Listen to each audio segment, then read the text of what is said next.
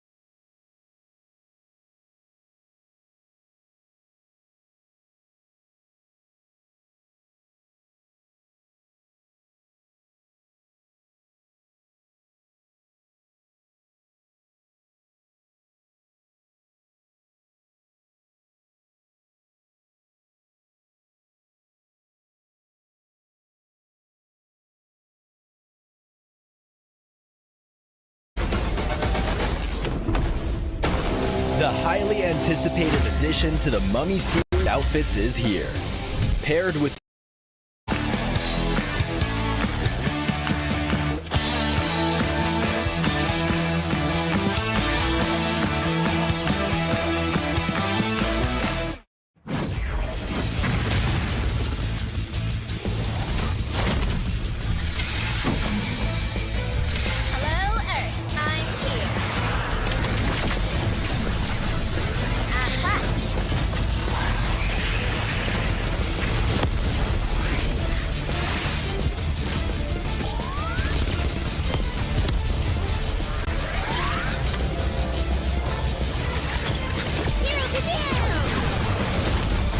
new Pulsar Legionnaire available now. First outfit with special head animations and voice lines. The Pulsar Legionnaire set comes with its own super cute voice lines that can be toggled on or off. What happened? Bye, friend. Hello, Earth. I'm here. It also features the upgradable Hyperion ship DSR and Jet Reaver glider with special animations. Experience parachuting like never before. That's not all. Even more rewards await. Event period, July 25th, 2025 through August 26th, 2025. What are you waiting for? Get the new Guild set now.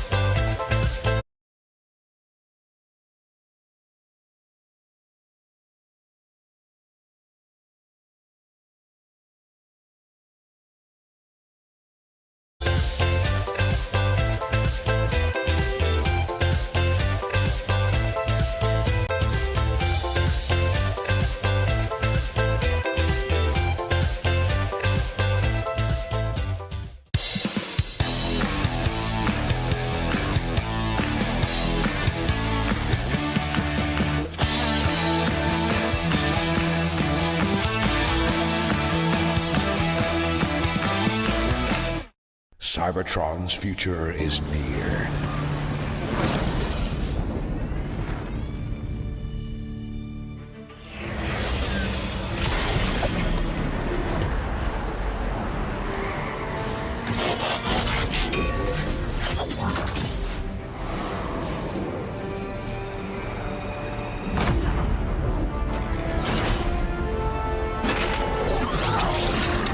Autobots, roll out!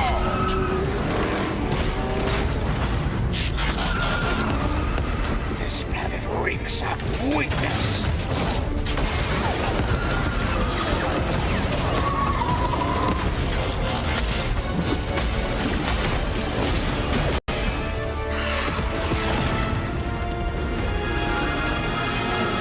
Your courage reignites my spark. We'll crowd a new load of Cybertron.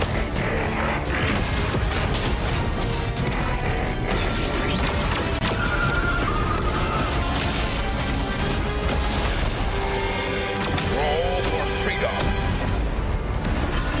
A victory for all sentient beings.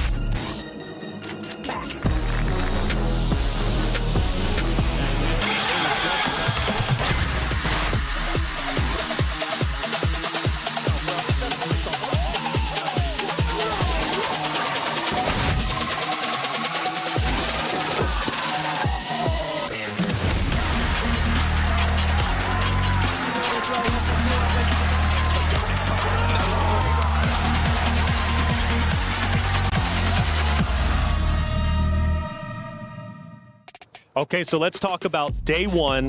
It was a little bit lackadaisical. We didn't see what we expected to see from Noxium Red Force. Day two, night and day difference. They came out explosively and performed so well. What was the transition like from day one's performance to the dominant day two performance? 이제 1일차에서는 좀 많이 아쉬웠는데 그래도 이렇게 3일차 와서 정말 폭발적인 경기력 보여주셨잖아요. 그래서 1일차와 이 3일차의 좀 경기력은 좀 어떻게 달랐는지 궁금합니다.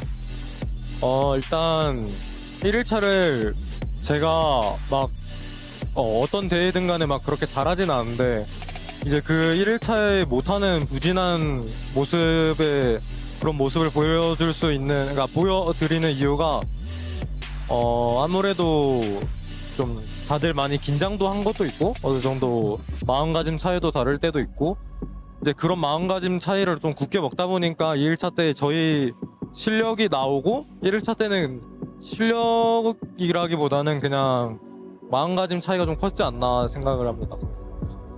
I think the biggest difference was our mindset because first day we were very nervous and we didn't show up our performance. So that being said, I think first day's performance wasn't overall our skill, but we just didn't show it. So we just tried it, our mindset. We just tried to reset our mindset and then try to come back here, and then I think that worked pretty well on the second day. Without a doubt, and I think from day one to day two showed that they could truly be a dominant force, and I really hope so. You go to survival stage next. That's going to be a tall task. What's your confidence level feeling like, and do you truly think you can make it back into the finals? 좀 아쉽게 서바이벌 스테이지로 내려오긴 했지만 그래도 이 서바이벌 스테이지에서 좀 어떤 경기력을 보여주실지, 어떤 좀 자신감이 있는지 궁금합니다.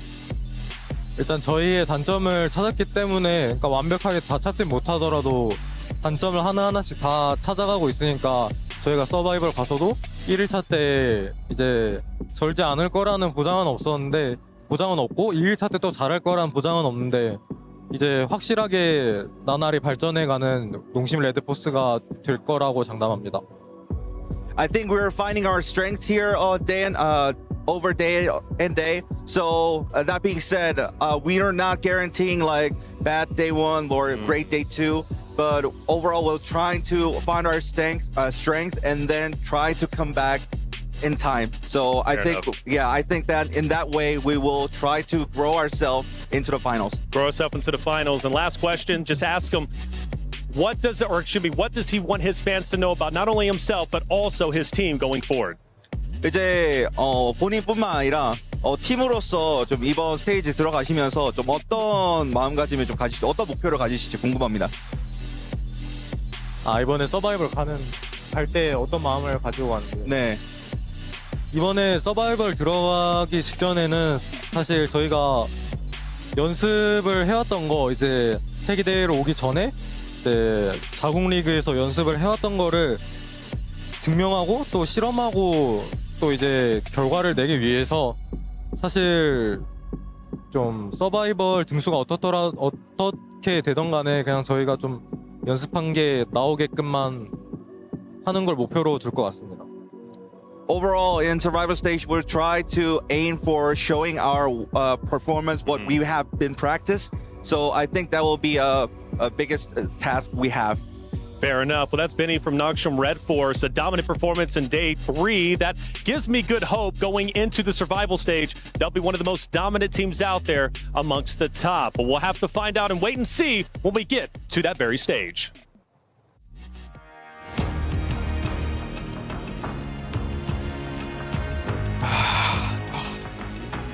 Thank you very much. It's so ridiculous. You got Alpha 7, Regnum Carrier, Falcons in the survival stage. How many teams did Max Man curse? 7, Neptura, I'm coming for you, because Kalaris is back for the survival stage. Where's my coffee? I asked for it minutes ago.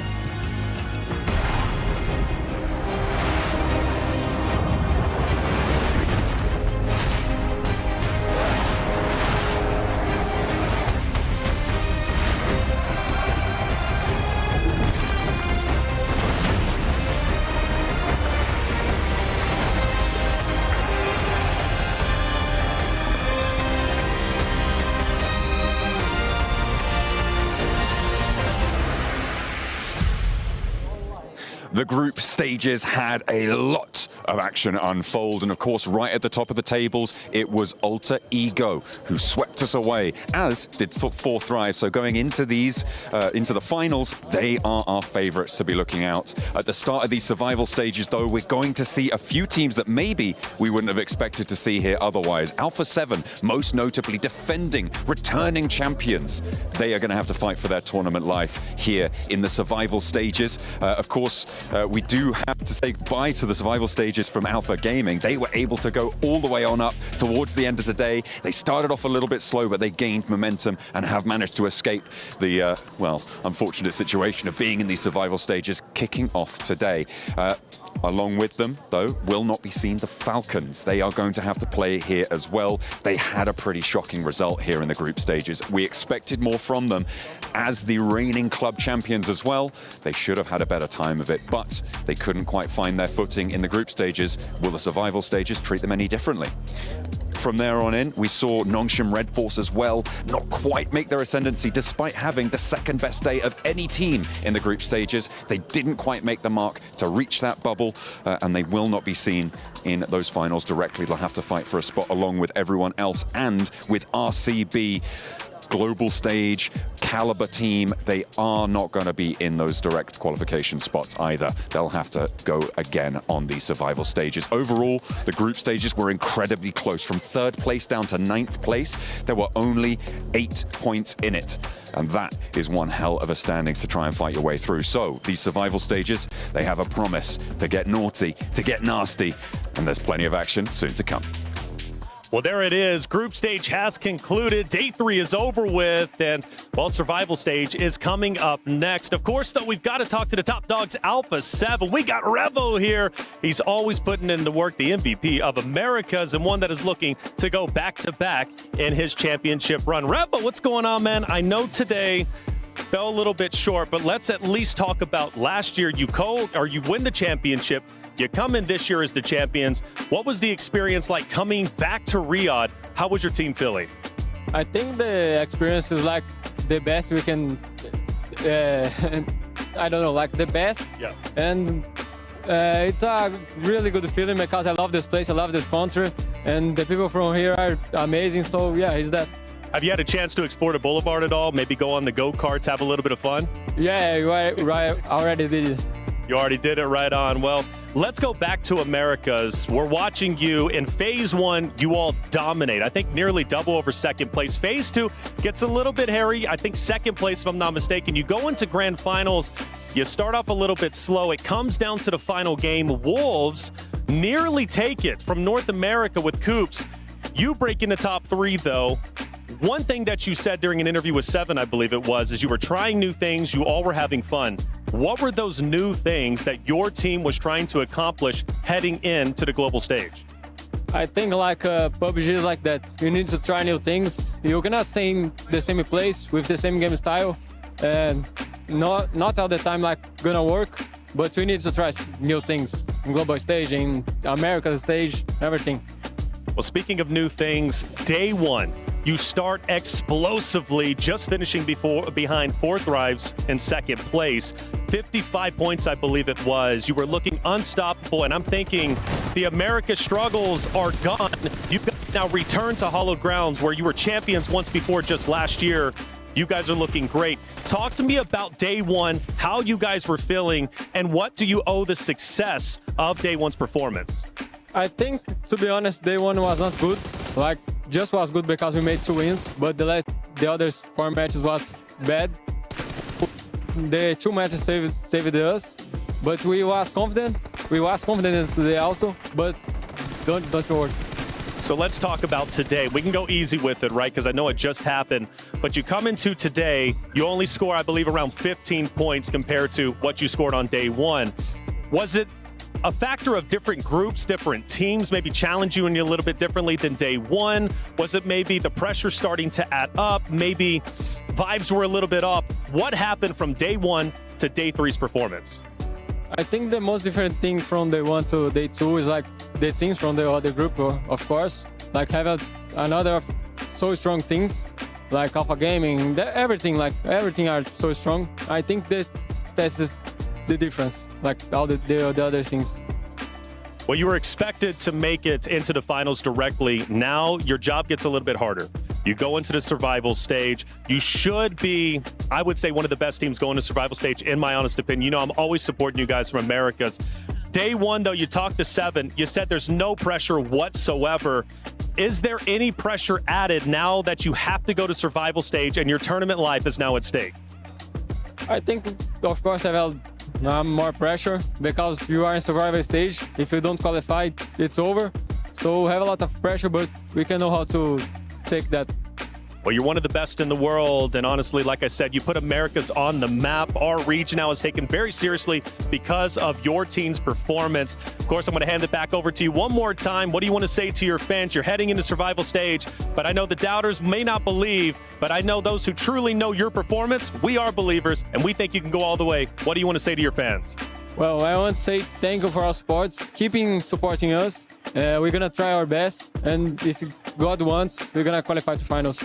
Well, there it is. Revo from Alpha 7, a dominant player in his own right, a dominant team. Let's see how they'll do in the survival stage.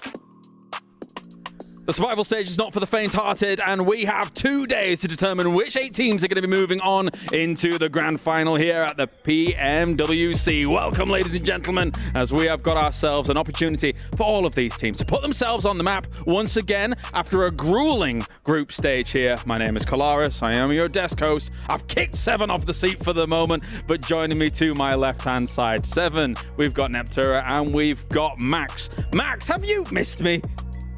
No. What? Not really, no. You were at my wedding. This is treachery. What? Still not. It's ridiculous. Well, regardless, we've got a good 2 days to look forward to here, Seven. I am hyped to be here alongside you guys, bringing you these fantastic games. I'm hyped you're here with us too. Last time you were the desk host with one of these shows with me, I think it was like 2019 if I'm not mistaken. So I'm happy we're back together, baby. Was it that long ago? It really was. Jeez Louise. Back in my day. Okay, all right, yeah, I'm slightly older. Well, anyway.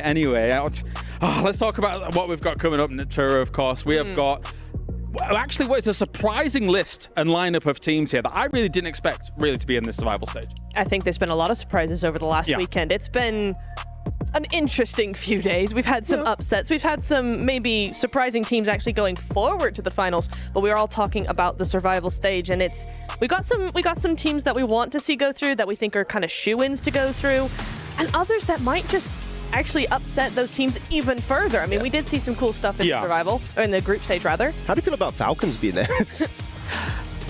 Oh, there you go. No comment. Sighing. No comment. I'm sighing internally. It was a rough time. Let's take a look at the Jameel Motorsport player walk-ins as they are now leaving the hotel to make it towards the venue to try and get themselves out of the position they find themselves in. Again, it really does, though, Seven, speak to the quality of the teams and the players that we've seen so far. When you look at the list that has had to drop down to the survival stage, PMWC is elite wall-to-wall. It definitely has. I feel like I'm pleasantly surprised, and I'm happy that some of these top dogs are going to be in survival stage, and they're going to be challenged a little bit more. I honestly, even though I had Alpha 7 in my predictions going to the grand finals directly from group stage, with the way this team has been performing, I'm glad that's not the case. Imagine Alpha 7 here, again, one of the best teams in the world. Reigning champions here at PMWC in Riyadh, not even making it to the finals. That would be one of the biggest upsets we've seen in years, right? Like in PUBG MOBILE eSports. And if Regnum Kara also don't make it, what's going on? I don't know. We want that Grand Slam. Come on, Max. From don't say that. please. Yes. It would be impressive. I mean, considering that they are down here, it's kind of blown my mind a little bit as well. You're talking about teams that would normally get second places or championships every single tournament. But let's take a look at the Gadia top players of the day throughout the whole of the group stages, I really want to say here, as all of these teams looking excellent across the board. Kino, though, starting things off here, Neptura, they need a little bit more spice here in the survival stage, I think. I did say I wasn't going to talk about them because I don't want to jinx them. No choice. Oh, I don't want to jinx them. Okay, so should we go to the cursor, Max, or what do you want to do? You know, I support Kinotrope. I love Kinotrope. Okay, now he said that, I have to say I support Kinotrope to try and offset that.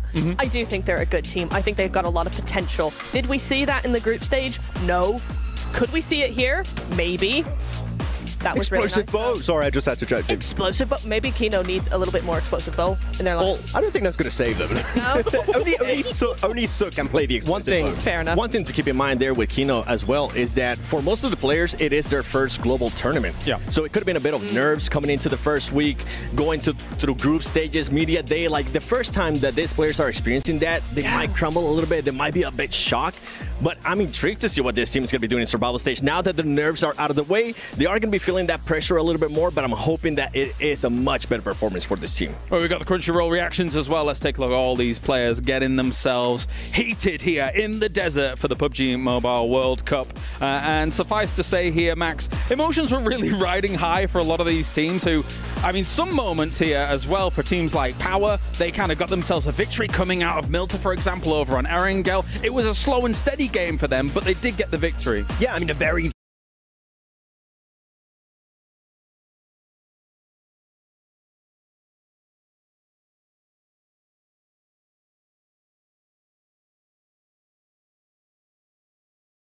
passive game for them, standing also just trying to make it to the later stage of the match. Very good execution. I would love to have a local team qualify, maybe an to just have a stable game. Of course, we don't see a lot of those in the survival stage, but even then, we've had some wins from teams here that have been able to, unfortunately, fall down to this position. Yeah.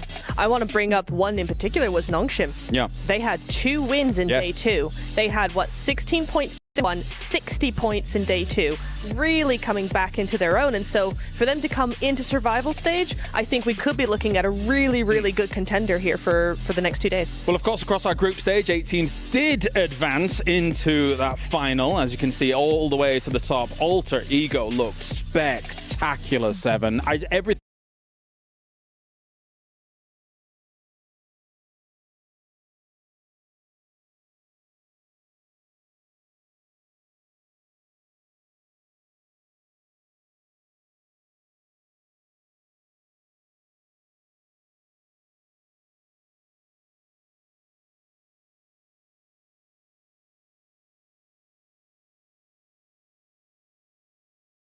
thing that they showed me, I was like, oh yes, I'll have a bit of that.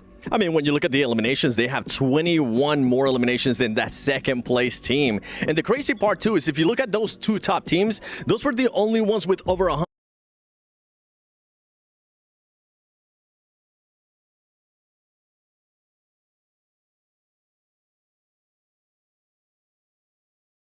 points, getting a lot. Good controlling zones coming in from them, some really nice setups. I am interested to see what they've got going into this one now, because it's one of those things where you've got the top 8 no longer here. So then you have not lesser teams, but less dominant teams coming in here. Can they use that? Can they take advantage of that and really just dominate the lobby in these 2 days? And then for the 16 teams that are left here, they still have the potential to also dominate, right? If you look at the likes of Regnum Carrier, if you look at the uncharacteristic performance of an Alpha 7 here, it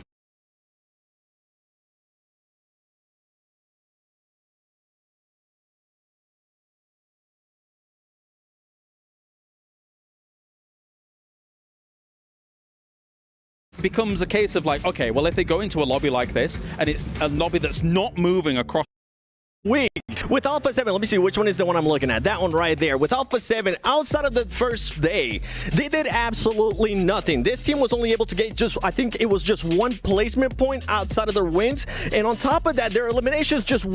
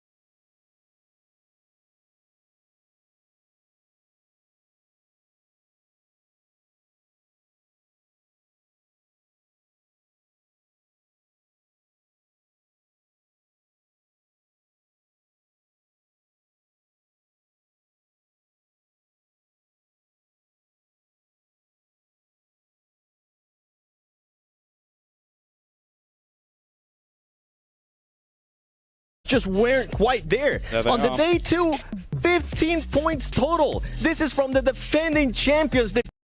Some deliverables coming in from Falcons in the group stage, that's for sure. Falcons, every time I saw them, they would just split apart, losing the player left, right, and center, and then you just don't have the manpower to take a proper 4v4 fight anymore. It is just very surprising that we just didn't see anything remotely close to what they did back in PMSL EU, and especially back in PMGO. Again, they got second place. They performed so well at that global stage. So here, we need to see a big change up, because if they do something even remotely close to their group stage, top 8, I think, is just out of the question for them. And from a conversation that I had with their coach Peko earlier today, he was like, I was asking him, what was wrong during that group stage? He just kept saying we weren't playing the way we're used to. What is the main thing that they're going to be changing is the decision making, and I'm hoping that that's actually going to be the case for this team, because as you were mentioning, it seemed like a little bit too all over the place, and he didn't really want to tell me any secrets, fair enough, in regards to the way that they play, but they kind of spilled the beans a little bit. He said that they usually expect a lot of the other teams to be a little bit more scared, and I feel like that might be the case here in this lobby. We have favorites. We also have contenders and dark horses. Neptura, who jumps out to you when it comes to the survival stage?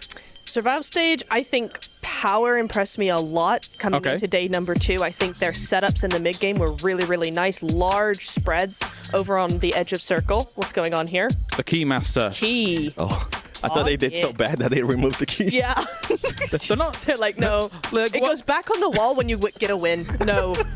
As Max said, they're not dead yet. Like, it's just still here. Look, they're all right. They're all right. Don't break out with I'm like, jeez, were they hearing my rant? I'm sorry, guys. It wasn't that bad. Revo just takes his key in the crusher. We're done. There's still a chance. But there will be crushes at the end of these 2 days, that's for sure here. So, I mean, looking at how everything unfolds, Nipsura, I want to get more of your thoughts about this. Obviously, you were talking about Power. Who else kind of really springs out for you here? EA. I actually liked EA E-Arena? a lot. E-Arena was really, really good. I thought that they were inconsistent over the 2 days, right? But again, we saw a lot of this coming in from a lot of the teams actually in day 2. A lot of those first day jitters were out of the way. They started playing really nicely. Their setups were really good. Some decent eliminations, just not quite enough to get to the top 8.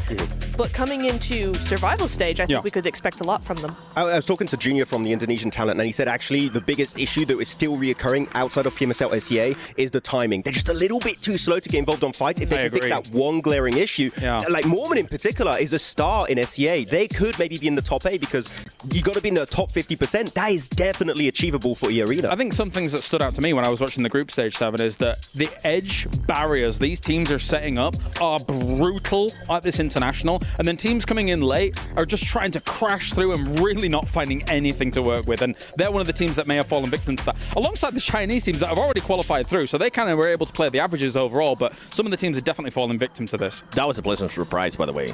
Thunder Talk Gaming being able to make it straight to grand finals. I'm happy to see that. Now, talking about that edge play, talking about those teams having to move into the center a little bit faster, one team that was actually able to adjust, and I'm looking forward to seeing them how they perform today, is AXTMG. They were able to get a win on the final day of group stages, and on top of that, just make adjustments through their overall gameplay. Well, of course, here. Any final thoughts before we move on, Max? I'm actually impressed to see Yangon Galacticos do so well at the first stage. I want to see a little bit more of how aggressive they were. So I think they could be a big surprise team to make in the top 8. All right. Well, thank you very much, guys. Well, of course, we'll get more time to talk before the games actually do play out here for everything to go down. But it is the survival stage. You only have 12 games to make it through, join that finals, and get yourself a place in what potentially could be a history-making run if you're able to get through the survival stage and all the way there. Let's head on.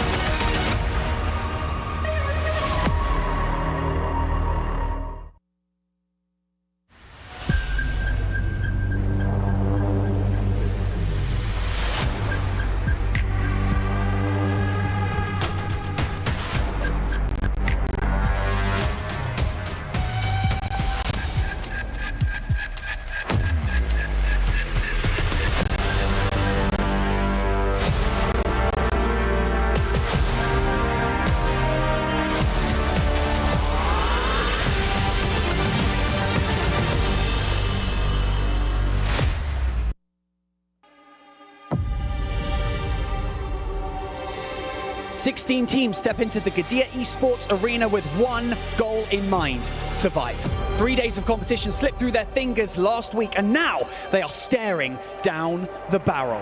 And so, my name is Barney Banks, and I am your host. And welcome to the PMWC at the 2025 Esports World Cup. The next 2 days of competition are going to truly show our team's capabilities and where they stand, because they're going to be fighting for survival. So, why don't you say we meet them, starting things off with Intense Game!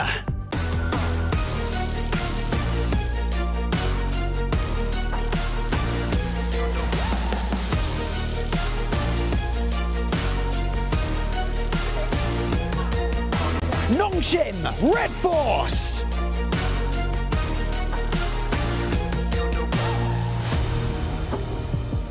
Gamax Esports!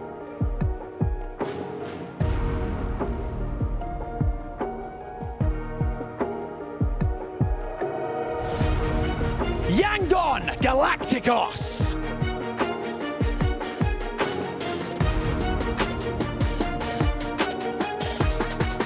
Horra Esports!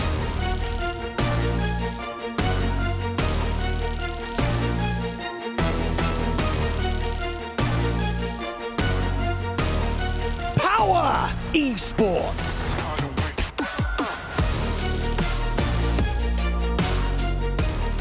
Regnum Carrier Esports!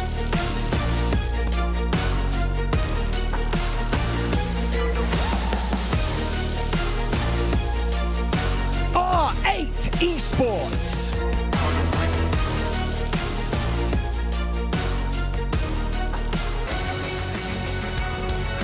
Fire Flux Esports!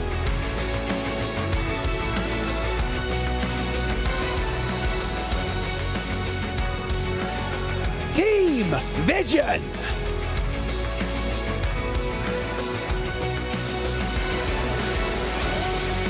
Influence, Rage.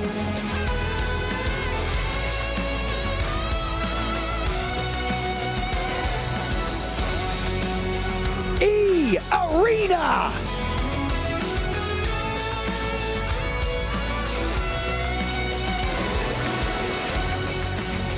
Kinotrope Gaming.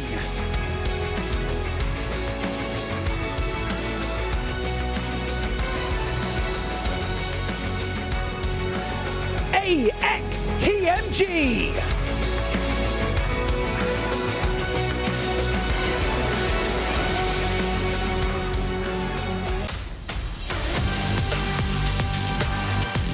Team Falcons.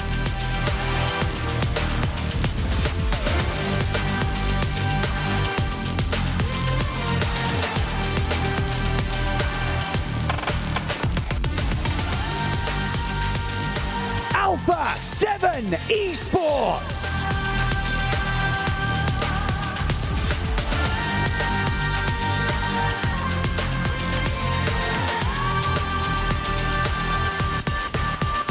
There's a different kind of tension in the air today. Is it the realization that the next 2 days could be their last?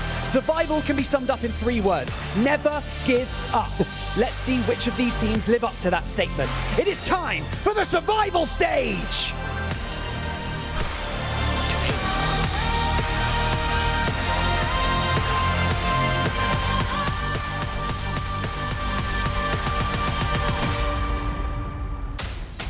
That's right, Banks. It's all or nothing for these teams now. There are no second chances across these next 12 games, and we have some titans of PUBG Mobile here who are staring down the barrel. Will they be able to overcome the challenges that they will face here in the survival stage? Again, joining me at the desk here to talk about it all, we have, of course, Nepturo, we have Maxman, and we have Seven to talk about it.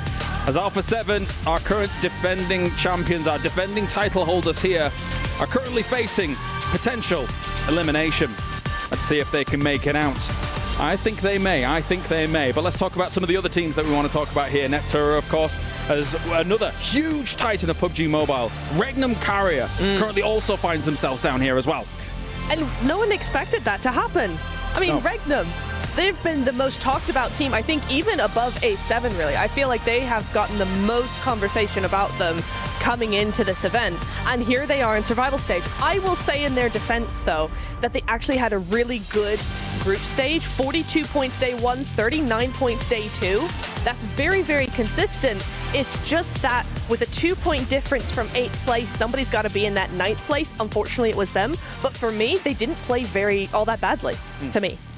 I would agree. I think it was just still a really good attempt, but it's nowhere near what we saw back in PMGO, right? Like they are not up to that level just yet. But no, they're getting back into it. I saw that right now that I think Tospic was bouldering, and you had Silas just chilling next to the pool. They're having a good time. They're feeling comfy here in Riyadh, but they're going to try and make it in the top 8. Final thoughts here before we get to it, Seven?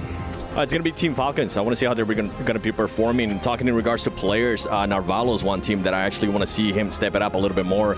If I'm not mistaken, I think he ended up with 0 eliminations for all of group stage, which is insane. That's a disaster. That is a disaster. And I mean, they were only 37 points across the group stage. Thank you very much, guys. I'm getting word that we are ready to head into the game here. It's an understood situation why Alpha 7 and Falcons are being focused on here. 2 massive names who are now here in the survival stage. Let's head over to the casters for game number 1 here. Thank you very much, James. We are locked in, dialed into position, and excited to kick off the survival stage here live from Riyadh, Saudi Arabia. Myself, Jackie, and of course the magnificent Blank, who are going to be bringing you the action live as it comes to us. Some good talking points set up by the desk, as always, very Maxim-esque. Very Maxim-esque indeed. And look, it's going to take more than a huddle to save the Falcons. Oh yeah. Let's put it that way. I respect the boys are getting hyped. There, but it's not enough to get loud. You've got to get a little bit freaky in those games too. Yeah, as Revo was saying earlier, right? You've got to change stuff up. Bro, that's the thing. I think the pageantry only goes so far, right? You've got to come out today, absolutely play some lights out PUBG Mobile. It's not going to help too much. No, the dramatics. That's what I mean. Like, no dramatics. He's behind you. None of that, Blank. It's all about who's in front of them when it comes to being able to rack up these points and show us what they're made of. Survival stage is dubbed that for a reason. It's about survivability, and for a team like those two, for Falcons and Alpha 7, it's an interesting X that's on top of them, but so many other talented squads that are going to be looking to scrap it out and make their way through. Another 8 teams to go through to the finals here in our survival stage. Taking place for the course of 3 days here. Not rotating lobby either, so we're going to have the same 16 teams every single time, which is going to make things slightly easier when it comes to those drop spots, figuring out where you need to go, where you need to head. If you've got one rivaling team that's going to be taking it to you every single time, what it looks like right now, AX dropping on top of one team. And I'm assuming that's Nongshim Red Force. Right back to day one's flavor there, Blank. A callback, really, a hot drop that I believe they came out on top with cleanly. I'm pretty sure they shut down Nongshim Red Force very handedly on that one. And that actually set them up for one of the better days we've seen from them. We probably would have had better games. Better being the operative one, yeah. You know, not amazing, but better. Yeah, their day one was all right. And I think that they struggled on day 3. They struggled on day 3 a lot. But it will be R8 losing one player early on. That's between them and Yangon Galacticos over towards Paradise Resort. 2 pretty integral locations on the map is Paradise Resort as well as Ruins. But this fight between AX and Nongshim Red Force, it's taken a while to kick off. But in the meantime, it is Yangon Galacticos. Nade over the top, Smile very low. Yet another one taken down. See if they can build from this up close and personal spam with the SMG trying to bait him in. It's a quick peek back with the DBS. Nice knock. Oh, it's really not going well in the overall fight though. You can see him being able to convert onto these knocks as well, so it's getting messy for both sides. Got the Vector out. Fast fire rate on the side, but a good tag around the edge. But somehow, he absolutely fumbles it. Say Cloud will stay up here. 3 players up, 4 elims, very nice stuff. R8 goes down with just the 1 elim. AX, though, playing very cautiously, very safe. A Ralph here from Falcons making the rotate up towards Tambang. This has got to be, like you say, more than pageantry. This just can't be a rotate that you make, and it's just sending up there for sending it up there's sake. You know, he needs to check in over towards Ruins. This is a perfect opportunity for them to figure out how they want to deal with Ruins. We got a northwest circle on this one. If he recalls the rest of the boys, which they, honestly, in my opinion, should be moving pretty shortly. It's something they struggle with every time. Yes, Ralph sends up this way, but you've got to follow up on that. You have to follow up on that. Yeah. There's another Vulture circling around that area towards Ruins as well, and that's a representative from E Arena with Joker in position to get a rough read, listening out for the audio cues. But of course, cutting over to what's going on the main feed here, Kinatro taking a bit of damage early on. It's actually Power Gaming, of course. The Power Esports boys coming out swinging. Again, another side that I feel like they were really hit with the unlucky stick towards the opening games we saw from them. By the end, Blank, they warmed up a bit. They were more proactive. You were seeing some nice splits, good fights. It's not really been that same level of lethality, though, I was expecting to see from Power.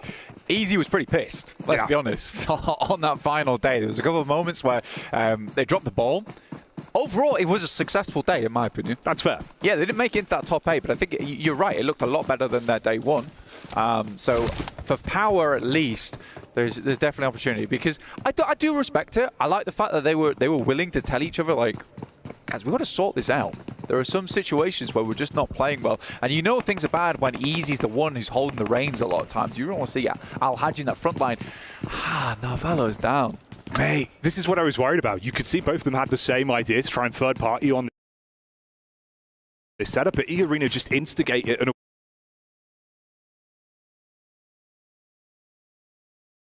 have already started to put Falcons into a rough spot. The AX setup as well on the drop, it's Henry that goes down. The thing that worries me here, this is way slower. The last time they went for this hot drop, they were taking the punches. They were the ones engaging. Henry seems like he went in for an opening sort of punch with the DBS. Didn't work. He's down, he's isolated, no one's there to back him up. But that worries me. Already, that's a sign of them not playing as confidently as they did last time. It makes no sense to me either for Falcons, because if you're on that rotator from Sami, you've got a quick angle to get across that bridge there. Remember, Thunder Talk's out in the game. Camp Alpha, technically open. Alter Ego in the game. That's the Northwest Island pop open as well, so you've got teams moving in, but most likely on this first game of the survival stage, Camp Alpha is going to be pretty bare. Let's be quite frank about it, and I think for the Falcons, this should have been a quick read, send up, go towards Camp Alpha, or at least the compounds on that south side of it, scout it, and then move further in. I don't understand why we're waiting around here, okay? If not, just have a look in over towards AX and Nongshim Red Force. You maybe get a pick off there, but the speed is slow. It's a slow rollout. This is certainly a slow setup here as well. Doxy just playing on the edge towards the doorway there. You've got Cyrax in position. If he runs in, baited out by the shots, you should get a quick connection off with the DBS, take him down from the sidelines. There's only 3 of them left, of course, with Henry falling early. Oh, the decision-making on it! He had the timing for so long. Doxy gets in, not just with one, but a second follow-up supported by the squad, and that's how they shut them down. God. I mean, fair play to him, right? He got the hit reg off. Yeah. And he just doesn't do enough damage. I think the annoying thing for him is that Doxy just goes in with such careless abandon that it's almost hard to hit the shot on him. Yeah, for AX going down there does feel pretty rough, but for Nongshim Red Force, definitely a positive sign for them. Getting ahead with all 4 players up. Power loses 2 as they move up easy. Frontliner, nade in hand, always has been touted as one of the better players on that team when it comes to those nades. Yeah, this was silly, in my opinion. Yeah. Oh, man. Yeah. Wow. That's a lot of emotion. Yeah, I mean, you know how much it means to them. And that is a brutal start. One, you've got to sit there and just really absorb the atmosphere of the other teams now. No influence you can have on this lobby. Dude, it also causes problem for you into the future because now you're kind of considering whether you should keep going back to Paradise Resort. True. All right, it sets a precedent for Yangon Galacticos. Power Al-Haji's still down. Managed to get 2 elims this game. I don't know how far he is out from this compound. We'll see if they can get him back up again, but I think it's highly unlikely. Vision down to 2. Marcelo and Volt still up. Volt had some pretty good success, I would say, in the group stage. I think he was carrying the team quite a few times. See what he's able to do here. What? There is so much space. The Northwest Island, it's so crazy. 4 thrives in hard tin. You know, Thunder Talks Camp Alpha, Alter Ego, top side of the mountain. Teams should know that there is so many locations. I don't know why no one went to any of these spots either. I wonder if they just assumed that they would just be running into hot drops, and it's just hilarious to me that we instead get hot drops on Ruins as well as Paris Resort. Yeah.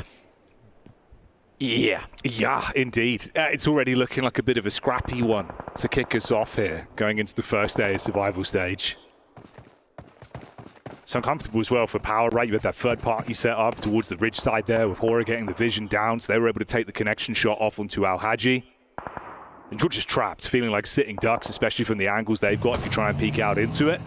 Okay, E-Arena on our screens here, though. Already claimed that 1 elim to start things off. Could be a good setup from Loxy from the sideline. Molly in through the door. Nades responding on top of it as well. Spam on the smoke to see if he can get a connection. Toxic has that nade towards the backside. You've got a bit of a reposition from Joker there. He was the man that took a big blow onto Falcons to knock one player early, and he's still building. Good close quarters combat, quick reposition, find himself some cover. Wanted to convert onto the knock, but instantly bitten back upon by Silas. This is the technical best team in survival stage. Wow. That could have been a big amount of damage going through. Moment has to back off the building. Nasty bounce on that one will cause it to jump back, but the shots coming through from Team Falcons now. Finally made that decision to cross the bridge. Took them a while, and it required E-Arena to make that move first.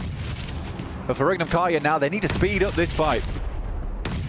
They've got to clean them out, remove Mormon from the position, so they've actually got some backline cover with that roam up from Falcons. You're going into his domain, though. DBS, nice moves to at least try and bait him off with the peek from the side, but Mormon's ready for the first. While down, just 2 players there for Regnum Karya. Not ideal whatsoever. Not an easy circle to play for Regnum Karya. But getting in here on this engagement, I think for Loxy, he's getting caught on the backside here. No information. It was a bit of a weird one, the 1-3 split going on. And the timing's just a bit off. It's a good Molotov, actually, from Joker as well, because it prevents Loxy from going back in that building, forces him to take that 1v1, and he's got the lip to play around with. You just wonder if the comm didn't come through fast enough for the rest of the team to react.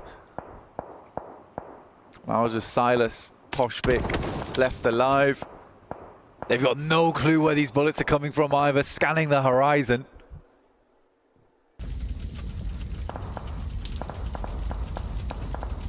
And the Elim feed as well, it's that delayed fight that was going on between Vision and Power. Trapped in the compound for quite some time. No-Fit was the one just guarding, watching over the top if they did peek out, but intermittent skirmish just between the two teams. No room for him to snatch away some points from that yet. And this has really been starved out as well. Obviously just that duo left, not the ideal start. A team that really could go so far here as well. You know, one of the horses that you were expecting to at least be able to push through, make it into that final race. Talented squad. Vision do finally fall though, taken out. Yeah, Alteki, very shiny coat on that one coming off the back of PMGO. And to be honest, I put a lot of stock in that team. Yeah. I put a lot of stock in Regnum Kaya. I do think they can go far. They get pitched out because it is such a fierce battle for the top on day 3 of group stages. I think it was 2 points. 2 points. It was really close, making yeah. it in. I think they ended up on 9th place there. So Regnum Kaya, I still think they can go far here as a team. Not a great start though over on Sandhawk. They do have technically one of the strongest locations right now. But do they really have it, or are they just living in E-Arena's territory?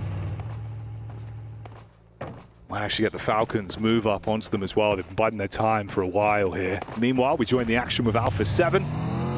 Of course, defending champions of the trophy and the title from last year, but a very different look with how they've seen out on the battleground.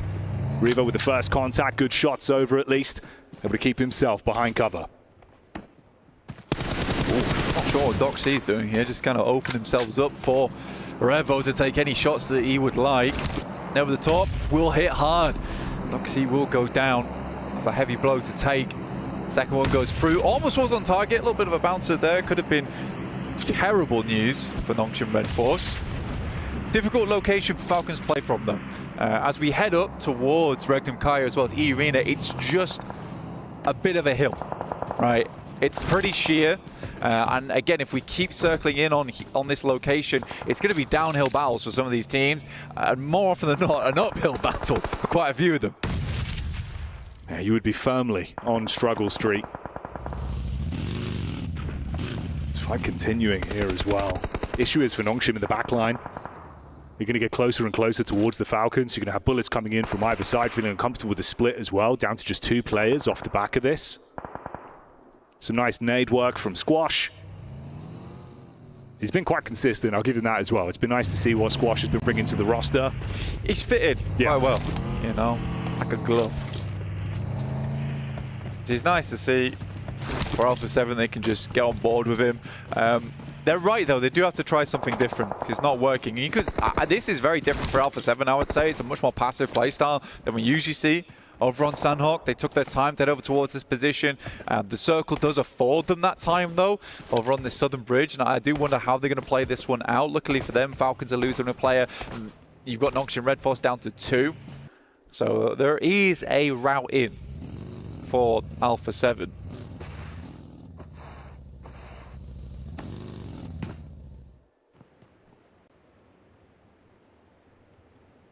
Regnum Kaya as well. It feels like it's so unfortunate with the setup there of how that initial fight went. Then ever since, right, you've been trapped. Silas just having to keep himself in cover with the vehicle behind. Knows there's teams around him. The crazy thing to me is that E-Arena's not cleared them. No.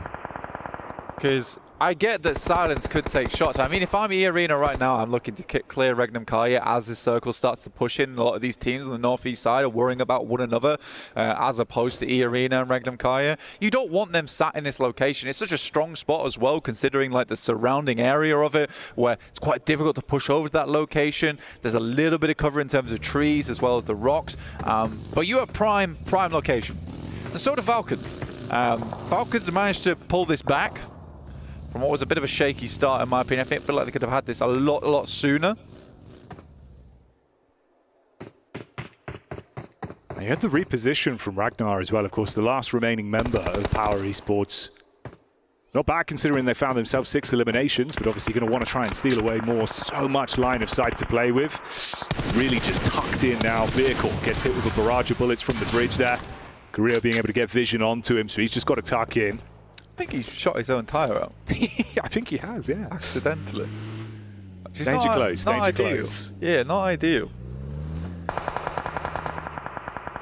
I guess this has at least taken the attention off Binny. Obviously, he tucked in underneath the bridge a while ago and Nongchin had to back off. Check it. At least check it. He should know there's another team around here. He clears one. He knows there's at least 2 players up for Nongchin Red Force. Clear the bridge, please. This is actually spotted as well. Late on the rotate. Man, he could be problematic. For Alpha 7, they've got a fantastic spot to play out this game, at least get a top 4, right? You don't clear bridge, you lose a player to bridge, that hampers your chances. In the meantime, Yangon Galacticos have been pushing him from the blue, right? Now they're up against Influence Rage, and Myrna sends a wild spray in over towards Diego, who luckily gets the shot around the side. Vision obscured, but the bullets are on target. For Diego, though, response back up close. And it's all gone wrong.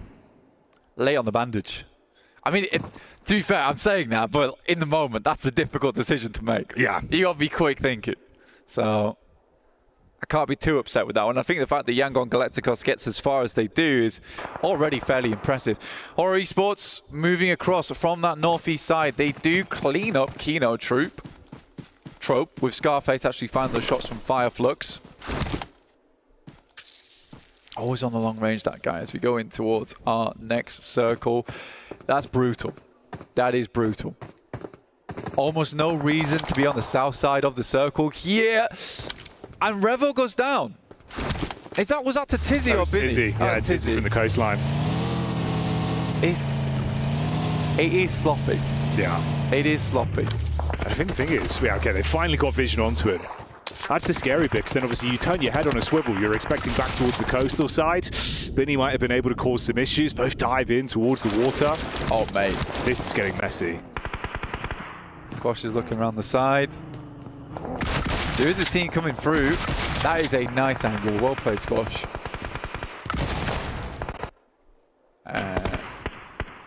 Ignore that. Fireflux over towards the east. Right now, they just need to clear a lot of these teams on their eastern side, but they lose one in Solus, which is not good. They have a lot more teams to deal with, and they need a large roster to make that happen. Desperately needs to get him back up on his feet. Binny will go down eventually. Regnum Kaya actually winning on the north side. Squash finally being able to finish that one off onto Binny as well. And you're right. It's not ideal whatsoever for an intense game. Bullets back over onto it. Meanwhile, we lose the last representative from Horra Esports as well. It's 2 guys. Wow. Push them. Yeah, go for something confident here, surely. Play off one another. I mean, Silas has just been tucked in this exact pass for like a good, 5-10 minutes. Effectively uncontested. The nade back. This is wild. This is wild. One on the left-hand side will go down. Toshbik needs to be quick on the trigger, though. If he wants to get Silas back up, one goes down the back lines. They might just finish this off. Now just Mormon left alive. Toshbik in a 1v1. Oh, the peek into it. Okay, quick switch to the shotty secondary and able to mop that one up. But that is rough, dude. The fact he's forced it down to the solo, decision to make to go for the pick back up as well, especially with Fireflux further down the hillside. How has he got away with so much mischief? Just 2 of them. 35 seconds. I think he has time to get Sakura back up again, but yeah, messy. Very, very messy. I do think that the arena could just have pushed them slightly earlier there. With nades, take 2 angles. If you're getting shot, just back it up. Falcons, though, fantastic spot. Could have had 4. Avalo didn't go down. But Alpha 7 do make it to that coastal side, and Tizzy continues to be a problem. Yeah, the double spray. What? He got the backline angle for a double spray onto Alpha 7. They know he's here. They were aware from so long ago. exposed himself to it. This is brutal, bro. Roll up as well. Falcons potentially realizing now's the time to go in. Koa from the sideline spots them. Exchange on points between either team. We say goodbye to Alpha 7. And Falcons looking to put themselves in a good spot. I was hoping Falcons just take down Tizzy there. Honestly. Fair play to the Falcons. This has been an odd game all round. Let's be honest. I think Falcons could have been quicker over towards that north side. There's a lot of teams on that Northwest Island that were cut out in that top 8, who were finding the most success there. Nade goes down over towards Ralph. My. Literally eats it, chomps down on it. No big deal. That's nuts. A Maxim-esque nade right on target, but he barely survives with a sliver of HP. Difference is, obviously, when you look at the battle of attrition, right? Falcons, the only squad that have 3 players left alive going into this. Want to play off one another. Rotate over from Fireflux as well. The Arena in position to at least get a shot potentially back onto Redox from the side. Scarface is not... He's a bit of an unknown factor here for these teams because he is incredibly good when it comes to these open sight lines. They also have this ridge to work around. And Fireflux are currently inside the circle. Falcons have to push out into that open ground. E-Arena also need to move, but they're close to the circle, so they can afford to wait slightly. You can see here Koa as well as Ralph edging closer and closer. That's a big Molotov. Very, very nicely placed. That's Ralph going down, and Koa has to play in the smokes, but there's Scarface. Oh, here he comes. Unloads the magazine, gets a clean connection off. Sakura down, sideline back over from Redox. Goes both ways. Wave goodbye to E-Arena. Leaves us in the final fight with just 2 squads, Fireflux and Falcons. This is fantastic from Koa, man. He has to immediately start moving up. He knows he can't delay. And I think actually Fireflux won't expect him being this close. Like, that was a stellar decision from him.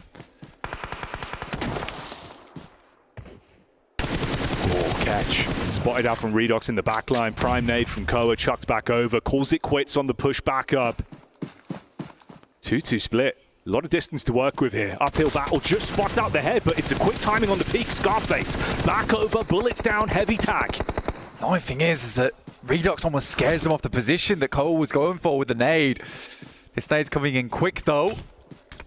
Koa sends a nade down, does good damage over towards Ketch, and Scarface is yet to toss the nade just yet. Could airburst over towards him. Koa's taking a 1v1 and Ketch will win it out.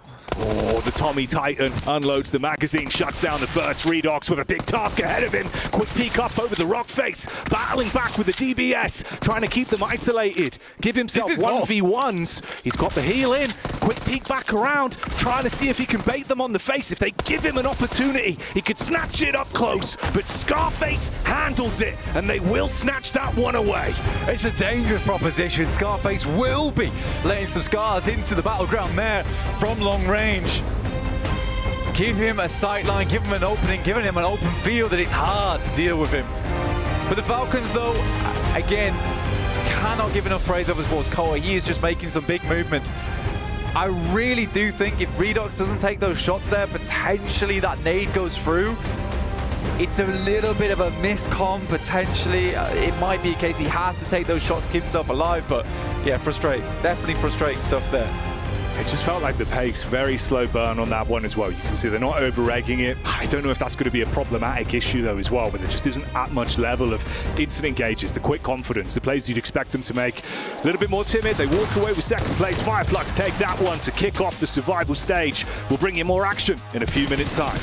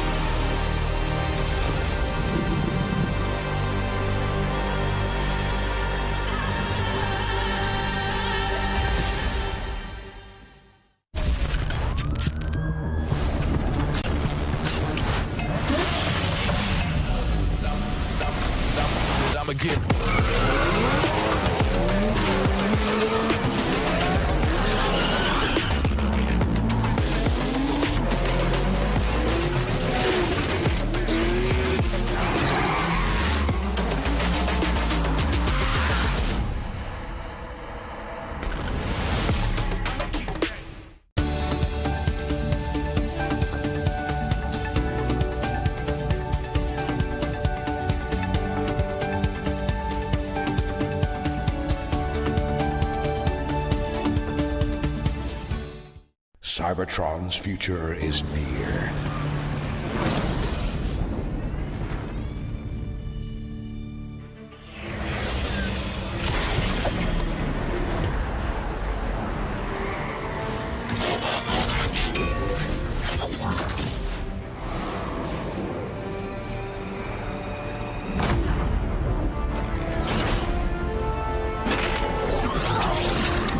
Autobots, roll out!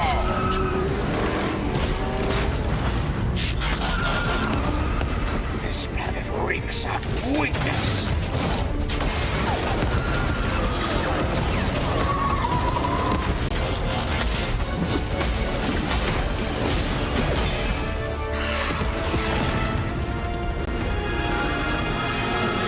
Your courage reignites my spark.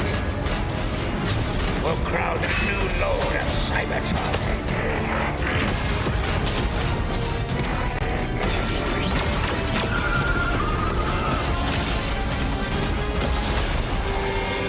Roll for freedom. A victory for all sentient beings.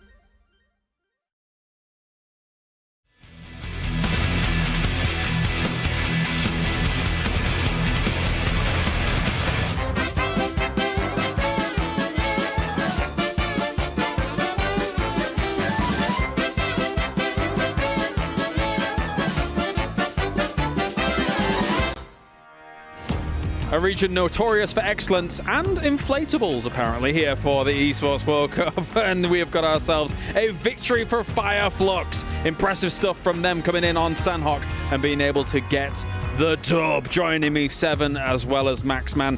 Fireflux, man, I mean, they were able to win things out on the eastern side. It was looking a little bit tricky there, Max, but they did make it work. I like Fireflux, man. The rename is happening. Fireflux, man. No, playing Trifecta, there was a lot of teams. I think there was Kinotrope, Influence Rage. There was also, at one point, Horra. Just, we don't want to get involved in that mess over there. We'll just wait into the deeper side of Trifecta, wait for all the teams to fight and eliminate each other, and then we transition, claim the high ground to go for the win. It was a clean, executed chicken dinner. I do think other teams maybe showed more potential, but we finally get a Turkish chicken dinner instead of Regnum Karya, which is kind of impressive. I mean, for a team that has a lot of experienced players, this is something you and I were talking about, Max, coming into today, is that we were kind of expecting Fireflux to be a bit of a dark horse today, right? The experience is there.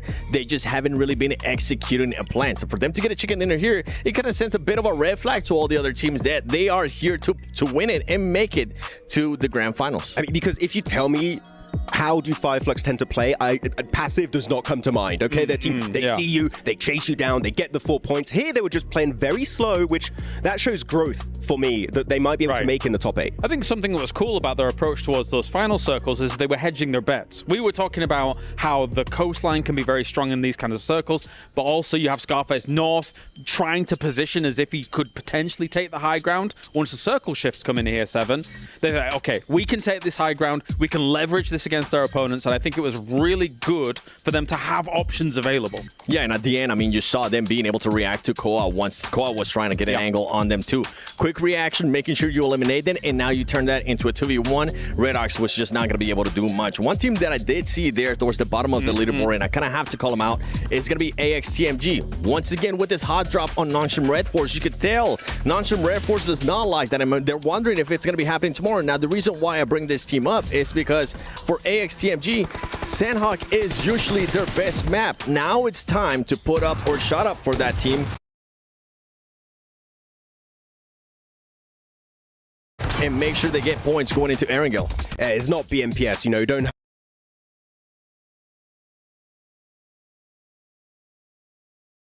have as many Sandhawks as they have over there. And why do you want to start your best map with a hot drop? Like, I'm sorry, it doesn't matter. You can be good at the map, but hot drop is just pretty much 50-50. And even if you do win it, you might lose players, and you don't have a chance of winning the game. Especially since there's other options than Ruins down there that nobody's at. So you could take the same rotation paths as well, in theory.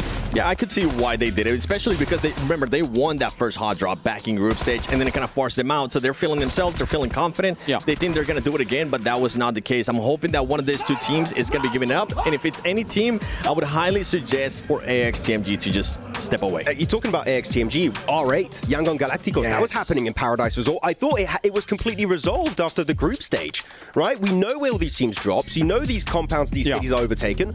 Why is it happening again when you only have, again, 12 games? You need to make every game count, so this is going to hurt them really, really badly here for the survival stage. Very small sample size of 12 games. And if 2 games on a Sandhawk are going to be an aggressive starts and things like that, I would argue in a really long-form tournament, Paradise Resort's not that bad a spot to actually challenge for compared to a Ruins, right, Max? But, I mean, at the same time, only 2 of them.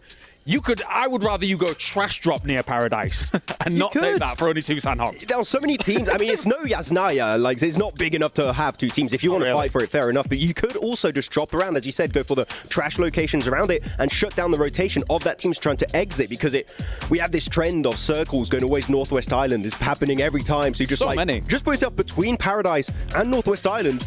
Easy 4 points. Like, it's easy. We've seen some teams in the past being able to do that and actually succeed with it as well. Yeah, I mean, I can appreciate... So, for example, because we get so many of those Northwest Islands on Sandhawk here, Max, you don't have Thunder Talk in the lobby. You don't have Alter Ego in the lobby. So I like the adaptation that we see from Intense Games to try and drop up there. I mean, it's obviously a great spot if you can make it work. And we see circles so commonly up there, but it really didn't materialize for them in this game. Actually, yeah, of course, Intense Game is the obvious outlier that they took the E-Arena, the Alter Ego spot, of course, going into that. I want to highlight Regnum Karya. They know, oh, wait, that position is going to be free right away. We're going to send it right in the compound next to where typically Alter Ego or Thunder Talk would tend to play. So they snatch it very early on. I do think, unfortunately, E-Arena had a very similar idea and cracked the same compound. Like, you're already here, what's going on? But that did, unfortunately, result in an early elimination of Regnum Karya. Well, not even early elimination. They fought for so long. It came down to 18 minutes, and then that's when the fight finally ended. And then nobody ended up winning because I think E-Arena ended up with, what was it, just 1 player? And Regnum Karya obviously getting eliminated. So not something that you want to see. Something I do want to mention, though, with Alpha 7, we're seeing them late rotate into the circle. We were wondering if that was going to be happening because of the way that the circle was going to be going. And then on top of that, they were just being able to surprise Nongshim Red Force. You had some players from Nongshim Red Force being able to now move on to the North Island. One thing I was kind of thinking about in my head, I was like, man, they're not clearing. They're not clearing that player towards the bottom, and he's going to be able to get him. I'm not sure. I can't remember at the top of my head if he did end up getting Rebel or not. But then on top of that, they know where TZ was, still on the South Island, and they still go for that push without any cover. It's just crazy mistakes for Alpha 7 to be making. It felt like them and Fireflux both knew there is someone down there. We can't take the coastline as easily as we would like. You have to clear them out. And then it felt like almost as if Alpha 7 had got a little bit impatient with that push forwards and then being so open on that angle. It's a bit uncharacteristic for me once again of Alpha 7 here, Max. Yeah, I just want to repeat what Blank said. They know he's there. They knew the entire time he was down there. Like, he was taking shots earlier. It was very surprising that even if you can't get rid of him because he's going to play very sneaky, play behind the ridge, he does not want to get eliminated. But the fact that they just send it on rocks and trees that, like, one off angle can just destroy your entire setup was very surprising. So I think Alpha 7's going to have a bit of a wake-up call after this game that this is survival stage. Games like this, you're not going to get away with a, like, slightly good position. You need to be very, very careful when you take them over. Yeah, definitely a wake-up call. And the thing is that we usually see a team being able to, like, kind of set up themselves. If you know that there's a player there, send 2 players in the vehicle, but at least have the other player keeping an eye out towards that South Island. That wasn't even the case. They weren't even worried about it. And that's the biggest wow moment for me. Is like, you cannot be making these mistakes, especially in an area that they have won games before in PMSL Americas. Yeah, I mean, we could talk about Alpha 7 for a hot minute here. I actually want to highlight Falcons. Like, they knew the value of that underbridge and the coastal area, and they're like, okay, actually, Alpha 7 getting completely destroyed by Tizzy and the off angle over the side of that river. Let's just get an off angle of our own, eliminate them, and then get a very nice entry point into the circle for both Horra and the side, of course, of Redox. So I think we've seen a lot more in this one game alone here, 7, of Falcons than the entirety of the group stage. And for Falcons, one thing that was a little bit sketchy for me was going to end up being just Rauf maybe overextending too much. Yeah, I've got to look out for that. Well, thank you very much, gentlemen. It is time now to head over to the commentators. Game number 2, we change things up and head to the grassy pastures of Erangel. Thank you very much, James. Excited for this one, but I think for the teams, Blank, you can see they are erring on the side of caution. We have seen moments of panic, frustration, specifically in the case of R8, and man, some decision-making where it feels like everyone's a bit more timid today. The survival stage and the title that comes with that, you can feel the true force in this arena. Some of the teams are absolutely at risk, at Kayla risk. Oh yeah. Of going over the edge. That's actually pretty good. I like that. I like that. And I'll tell you what you'll like, our official PUBG Mobile map feed that is now live on YouTube, of course. If you want to follow the games in the same way that me and Blank do when we're in the casting booth and we've got both screens up at the same time, giving you all the info, you can do it. And why wouldn't you? You could be in the booth at home. We have Booth at Home. We do. Now available over on PUBG Mobile Esports YouTube channel. Check that one out because it's going to be all important here, keeping up to date with all the scrappy rotations, the weird and wonderful turns we go through on this match of Erangel as it comes at you live here from Riyadh. Very excited to see how this one plays out because you're right. I think it's a perfect opportunity to bring this up. It's just they're stressed. Yeah, they're stressed, and it's not fun to look at. Teams, the tension is so tight. And I'm feeling like for some of these teams, that string's going to snap and it's going to be explosive. I'm going to get back into this. I mean, you see Rebel just rubbing the eyes down. I mean, he is... That last game, I mean, yeah, rub the eyes. Blind. Blind to Binny. Apparently so, right? It just felt like they knew about those positions. They were aware of what they had to do, but when it came down to decision-making, it just wasn't Alpha 7. It really wasn't. It didn't have that same caliber that we know they can play to. Yeah. I don't know, man. I was saying to you, it feels almost like you're watching 4 individuals that are fighting amongst themselves. It's not that sort of team ethic that we saw that took them to that title win last year. And a lot can change in 12 months. Mafioso was the rock for that team, and now it's kind of squash who's that player for them. It's weird as well because for Alpha 7, I mean, those 3 players have been together for the longest time. They have some very good grouping and play well off the back of one another. But I think the days are gone now where Revo could kind of just step up to absolutely anybody in the lobby and win with a DBS, just hand down. I think he has to play off the rest of his team and just having those moments where you're like, I'm just going to push up. It doesn't work anymore. Anyway, we banged on a lot about Alpha 7 there. Currently on a split up towards that north side. Let's hope it goes well in this game for them. And instead, let's take a look at Falcons. The last game could be described as some sloppy maneuvers. I think that they could make it through to the top 8 with that kind of play style. They looked a lot more solid over in PMSL EU. And I think they need to get back into things. I think for them, honestly, the pressure is probably less on here in survival stage, and it's pulled back a little bit, you know? That pressure to go straight to main stage, all the crowd cheering for them, not as much for them here over in the survival stage. But again, it is still GOO who's making a lot of those big movements, a lot of those big decisions. And I'd like to see some more of the team, you know, step up for them, because right now you can't be the only one making those plays, forcing the team into good positions. Yeah, I think again on that note as well, you could see sort of the high pressure decision making. The comms looked a little bit messy, and in the survival stage, I just don't think you can be allowed that luxury. It's got to be point perfect. The choreography needs to be nailed every time. And if we're ever looking at them where it feels like, oh, you know, it's paralysis by analysis, they're not able to instantly make that heads-up call, I just don't think that embodies how that team needs to play. We'll see, though, obviously. Game one, right, we'll put it to one side. Let's focus up on the rest of the survival stage today. We're going to our second outing now. We'll see how the land starts to lie. Of course, relatively close grouping for the mid-portions of the teams there. Not gigantic point earners for the most part. For Fireflux, I bet they're very pleased about the Sandhawk. I think it's been quite a while since we've seen an actual good Fireflux Sandhawk. I think they were always in the conversation towards the end game, but getting themselves a chicken dinner must feel very, very good. You saw them shouting. They were elated by that win. It's a good moment for them. And I think for Fireflux, this is certainly the spark that might start something special for them in the survival stage. For their PMSL EU outing, you know, it was pretty decent, all things considered.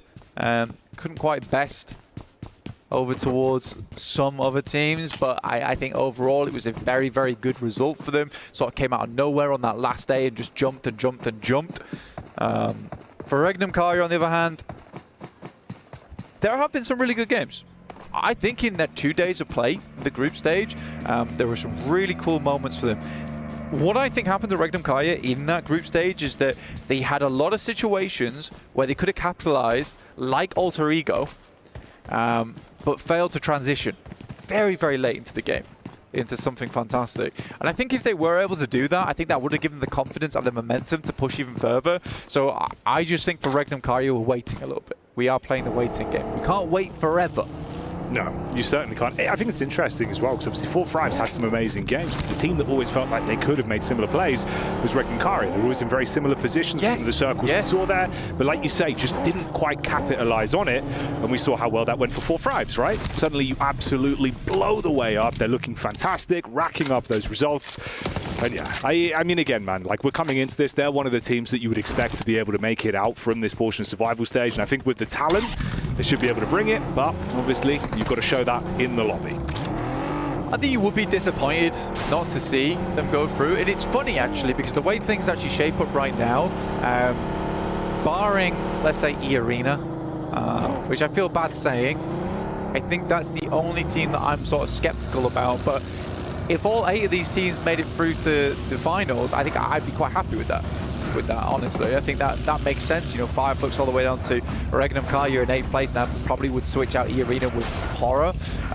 But I am prepared for anyone to make that big, impressive maneuver. It's early doors, so we'll hold our reservations for now, see how it develops. Oh, AX, okay, up against Alpha 7 up on the hillside. Exchange of nades. Only a few left in the back pockets, couple thrown out.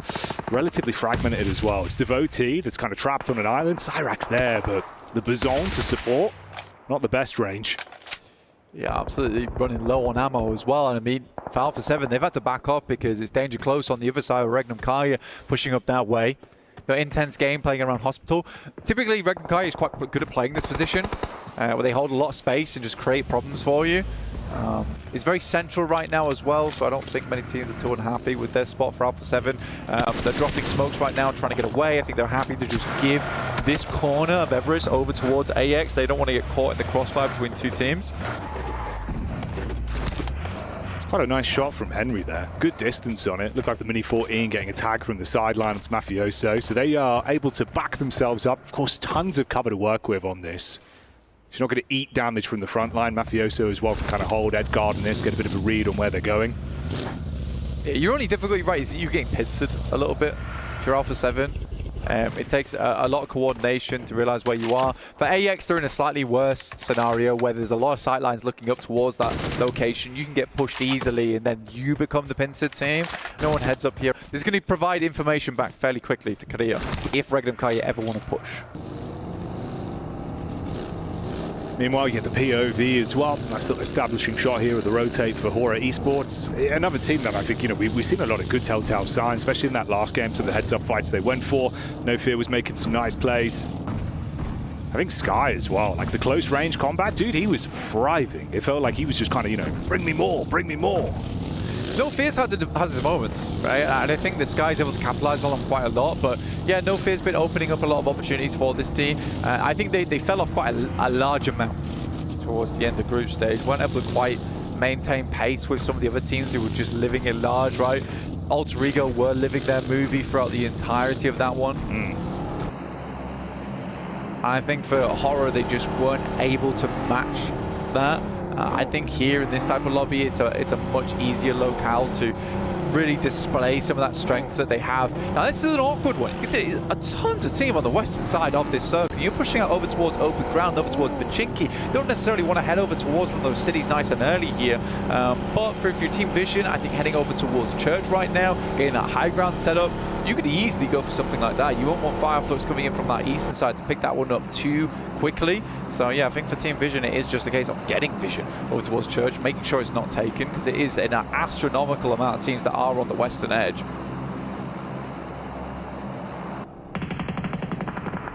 R8 as well, thrown into a potential bout between Influence Rage there. A couple shots back over Prestige, taking a hefty hit from Law, bringing down the gavel on that one. And again, we already saw R8, it was frustrating. Their outing in the first game, it hit them heavy. The headsets were thrown off, the team was dejected instantly. So being able to at least withstand an opening pick here and bring yourself back into it, that's going to do more for them. And they do lose Prestige, he's fully taken out. You get the response back over, so 3-3 left on the player count there between them and Influence. Yeah, Law gets repealed. And like you say, it's a case of we went 3 for 3. Right, I think us losing one player, you losing one player, can't be too unhappy with that one. At least it doesn't go unanswered, right? Yeah. But alright, if it went unanswered after that last game where they barely got to play, you're feeling so cold going into that third match. It's very rough. So they have to play in this game for a good 10 minutes from now if they want to get some more of that practice in, which you hope they've been doing over the past break day, or maybe they're taking a bit more of a relaxer. But wait and see. Horra over towards the east, coming in through from Pachinki. Yangon Galacticos down towards the south side though. See if they actually do end up battling against one another. I think they do have a player nice and up in front to hold those players out. Horra's going to have to go for something very quick here.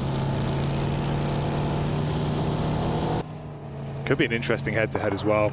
Both of those teams have been playing with a pace a fair bit throughout the games we've seen from them. I think for Horra as well, a lot of question marks. They play a little bit too passive at times, but they've been able to switch it on when they need to. Pretty rough position going through this field. A lot of sightlines available over towards it. It's a little bit later in the game now, so not as many teams will be holding this. So they're just going to head over towards the south side of Pachinki. I think that's fair enough. They checked the buildings down towards that south side where Yangon Galacticos currently ended up, and they didn't fancy that smoke. So sending over towards that south side, taking the gamble on that one that no one's picked up in the meantime. They can potentially hold out R8 here. But it looks like R8's heading further down over towards Yangon Galacticos, which might have been a mistake for them. The next circle coming through. Ouch. Straight down towards the fields. Teams have got to plant themselves in here. Hope someone comes along to water you to sprout into a chicken dinner. Kind of combining the analogies there. I don't know if that one really lands. A bountiful harvest. No, there you go. Yeah. It's true. Some nice potato growth. Chicken and potato. We like it. We like it. Hey, that's a whole dinner. That is a whole dinner. A lot of teams moving in though, over towards this field. You don't have much choice right now. This is going to have to be a fast migration from us, mate, because this is a team that frustrates me so much because they'll see it. Never mind. Oh, Valo, come on. They'll see it. They'll see a location on the map that's free and they just refuse to take it. Honestly, fair play to these three players that made it through, because this is a good spot. They had to be quick about it. Yeah, sure, maybe Valo lost a tire. That's why he goes down there. And you can sort of respect the fact that they actually went for this for the first time in forever instead of sitting out on the edge. I am pleased. I sound angry. I am pleased. I'm pleased. I'm very, very pleased, in fact. He's smiling. He's smiling whilst he says it. I can attest to that. Get a shot onto the back line there as well of AX. Meanwhile, Horra in the rear, just trying to get vision down. A couple of bullets being fired out by Sleepy and Sky. That's Fireflux, of course, that took the opening chicken dinner of the survival stage. It looks like they're healthy for it. Right? They're giving it this game. They are over towards that northeast side though, and Horra currently has that high ground against them, but plenty of little cover to play around with. This little ridge side as well is a nightmare to assault. I think Horra sent a player far down towards the south though, who might be able to take some shots through. That's no fear. Still, it's not easy to thread the needle if you want to find a pick off. Either way, no fears create space for them to push through in the end. Kino Trope, not a bad location from them, very, very central. Honestly, I would be very, very happy to see Falcons do well this game. But with Gamax on the north side, who have caused them problems multiple times in the past, we'll have to wait and see. But we'll put a pin in that one. It's Alpha 7. They do get the shots off with a Mini 14 at least back onto AX. The Arena similarly nipping at the heels on the chase there. Seems like Lil Boy goes down to Kino Trope. He was able to find that shot towards Narvalo moments ago when they went for the reposition towards the compound where Gamax were holding. There's some brutal circles, Jackie.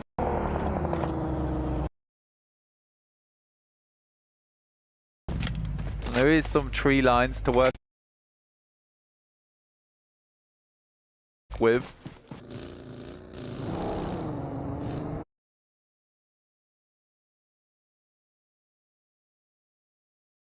I think it was fine, a nice little neat moment.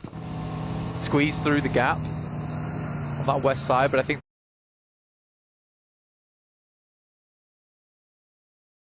they're likely wanting to be holding out those teams like the Arena, who would be likely coming from that compound on the west.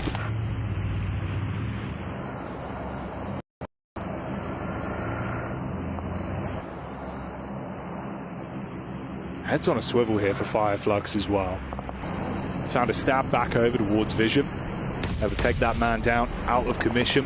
Still looking for more, potentially reposition back over from Scarface onto Horra. Meanwhile, on our screens here, you can see the nades being cast out down towards Intense Game. The Dolphins have got to make a move quick. It's one shot. He couldn't quite land it though. Madness. Sleepy does go down. Scarface actually pushes really far out towards the eastern side. It's a nice pickup from him. I don't think he needs to push this too far though. He can probably come back towards the team. He's just making sure that Sleepy ends up in the blue. He can confirm that, which he will do now. Intense Game, lobs nades. Too close. And then too far. And then yet again too close. So the geometry on that one, not great.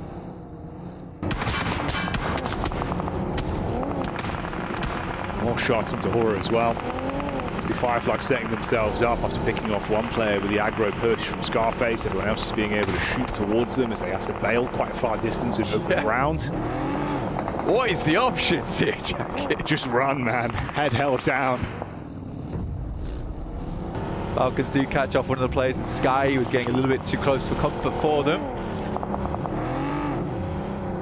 But they're going to hold this position. With the circle going north as well. Good for Falcons.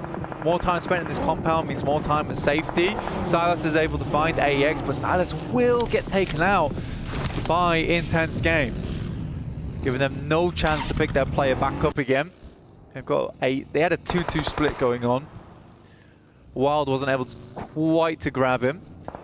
I say long shot, by the way, down that south side versus Alpha 7, and they find him. Yeah, that was the steal away from E Arena as well, even off the back of the knock from R8 there. So Alpha 7 feeling a little bit uncomfortable. Obviously, Intense Game similarly in the angle to work with. Yeah. Okay. I don't really know why he was peeking that in the first place. Like, they've got to think about what they need to do next, and R8 has to move in. Like, there's limited time that they can take that long angle on the western side. I just don't think Mafioso had to make that peak, especially when he's placed himself on the hard edge of the blue as well, by the north side can see you. Not enjoyable. Yeah, I don't see them lasting very long here. Now, it was a nice attempt on the rescue mission, I'll give him that. Obviously, for what it is, though, Squash is able to lock this angle down. He's been really crisp as well. Good tracing. You can see even from distance, able to keep on target. Obviously, you run the risk of going for the save on your teammate. Instead, both you go down because of it. So again, it's a really brutal game for R8. Meanwhile, here we can see E-Arena on the crash down. They're going to see if they could shut down Intense Game. Flashbang right in the corner. Keep you concussed. The shotgun comes out. Joker trying to make things work, and they will do just that. Goodbye, Intense Game. 8 elims again for E-Arena. Weird moments where E-Arena like has these cool plays, but then will completely cool off. The engine will stall, and we see if that happens right here, right now versus Alpha 7s. They make their way up. They hear the fighting. It's a good opening knock, and they're sending more in. What are you doing? Oh, let him crawl in at least. So grouped, they give that one up basically for free with the shrapnel being thrown over from Alpha 7. Al-Haji even taking pot shots from the side now, got an angle on the top of the ridge. The nade follow-up, that should basically be E-Arena completely blown to bits. I mean, you've got one guy, it's just Joker trying to get away. Everyone else in a horrific position.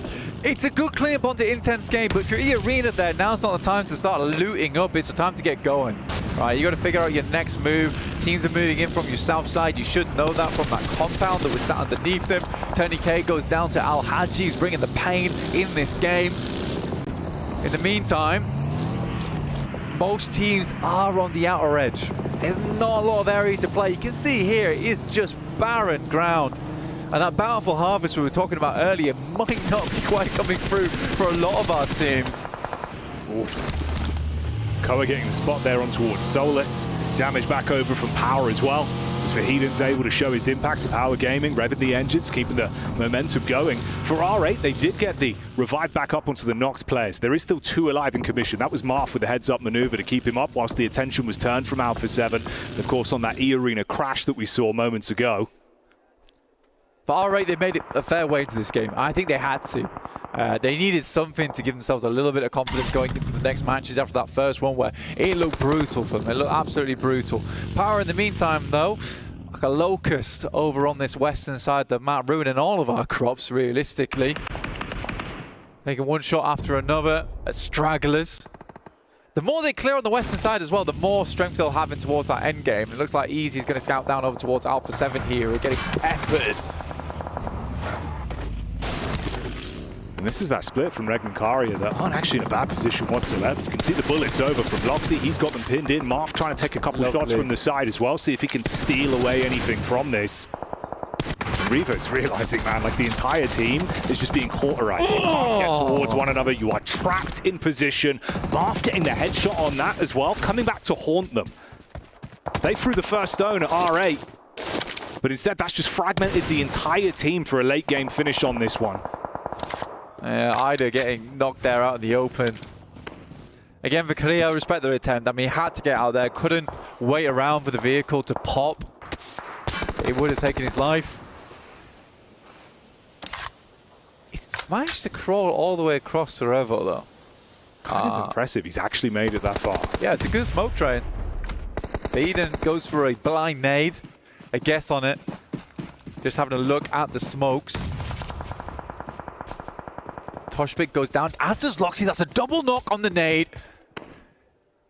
Wild's not there to assist, and this should be a free and easy maneuver coming through.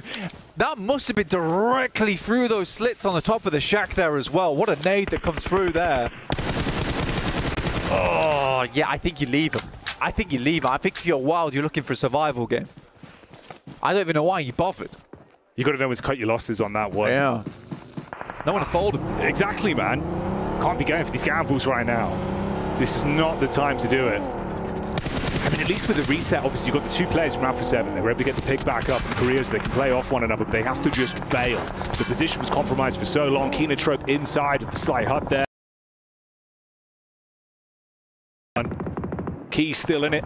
Nade over the top, just into the back line. If that's on target, it could be uncomfortable, and they're pinned in at least. You got the flames in front of them, the nade over the backside. Horra getting hit by Easy as well. Makes that look easy. Days, Korea goes down. Just Revo still up. Nongshim Red Force in the back lines as well, taking shots.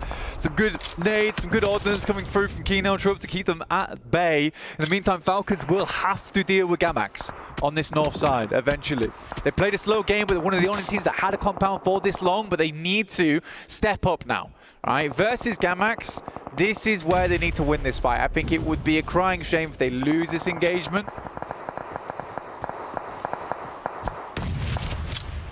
It's insane as well that like Fireflux have just been able to set themselves up and live their movie. Just sit pretty consistent damage down. Obviously, you had Alpha 7 trapped, so that's just a free elim. They're able to take away that team. And they have been sharing this land for so long. I mean, Gamax have basically been sat here with 2 players for an absolute age. I get that they were wanting to wait for the pushes to come through, but I do think they could have held off on those nades a little bit. But I think Falcons just wanted to confirm their cause on this north side. It sort of makes sense. They will have to move down now. It really depends on how aware they are of the rest of the circle. Like, what's the scenario? What's the situation? Have they been keeping tabs? This is a long ramp from Koa over towards Power, which I personally think is really dangerous. Yeah, this is kind of insane. Honestly, this is a Power that look really strong in this match especially. They've been playing some great PUBG Mobile. The fights they've been taking, it's heads up, it's quick decision making, they're relying on one another. Push into this, you better be ready, Blank. Yeah, it's nice. It's very nice. I will say, though, from Koa, the ramp he made on at least his hillside, quite safe to go for, but he does not give a damn. Koa, the team, at times, kicking and screaming into these locations. And if it's the case that Ralph's making these calls, Koa is absolutely on the money when it comes to his through over towards Ragnar. Yeah, that might have thrown you a bone. That's from R8 as well. So it was R8 being able to get the shot into the back line. They could engage off of this. It'd be the opportunity to go for it. Obviously, you can get that player back up pretty quickly, though. They're giving them time to work with on this. They've got a little bit of cover for Power, they've got to move first. Likely they'll send south, which I think Easy's doing right now. Kino Troops just been living inside that shack for a long, long time. No one's been able to get close enough to send nades in. It is very much in the open. 2 loot crates to work with, though, for Fireflux, so they get a gift from up on high.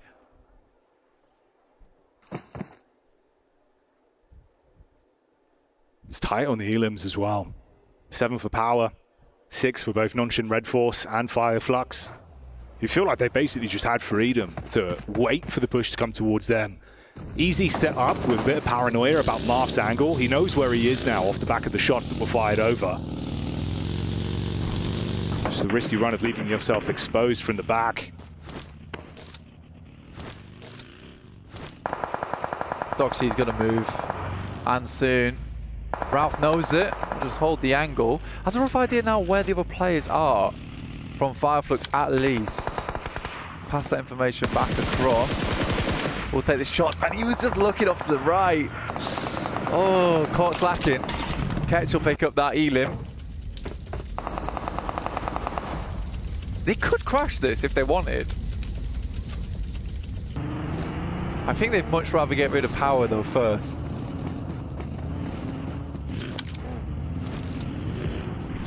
Still the moves Power have been making. You'll push back over onto Marth, you steal away the bit of cover from him for now. Still 3 players alive. Getting a lot of reads onto this. Attention being drawn over towards Fireflux as well from the majority of the squads, and the Kenotrope still just being able to live on borrowed time. Just sat tucked in, dropping the smokes, keeping it uncomfortable for teams to get close. Again, I think what's happening right now is the nades used by Falcons versus Gamax, which I think was unnecessary. They were going to go down at some point either way, as that blue pushed them out. Koa does find Ketch. What a shot. And what a timing on it. No one goes down, and they can crash it. I think they have to crash it. Ralph's going to send in first here. Dropping as much medication as possible. Complete misread on the angle. Has to be happening from Redox. Koa's left behind, and Madcap lives this one out. Oh, man. The shots from the side from Kenotrope are huge as well to buy time, and this comes back to bite them in the bottom. I mean, you can get the res back up, get him in position. They've still got a good angle to fight with on this one. Fragments them massively. And for Power, they might be in a spot to potentially steal some of this away. You got the scout from the Hedan at least looking for the read back over. just not entirely sure what the idea was. I think they'd bought themselves some time, in which case they could start looking out over towards Power. They didn't even bother to try and scout those players. Ketch is going to send out of the way, immediately ducks down, M79 in the hands, but it will be Ragnar to find those shots, just barely clipping him through the grass. I don't know why Ralph would have wanted that angle in the first place. Like, where do you go from there?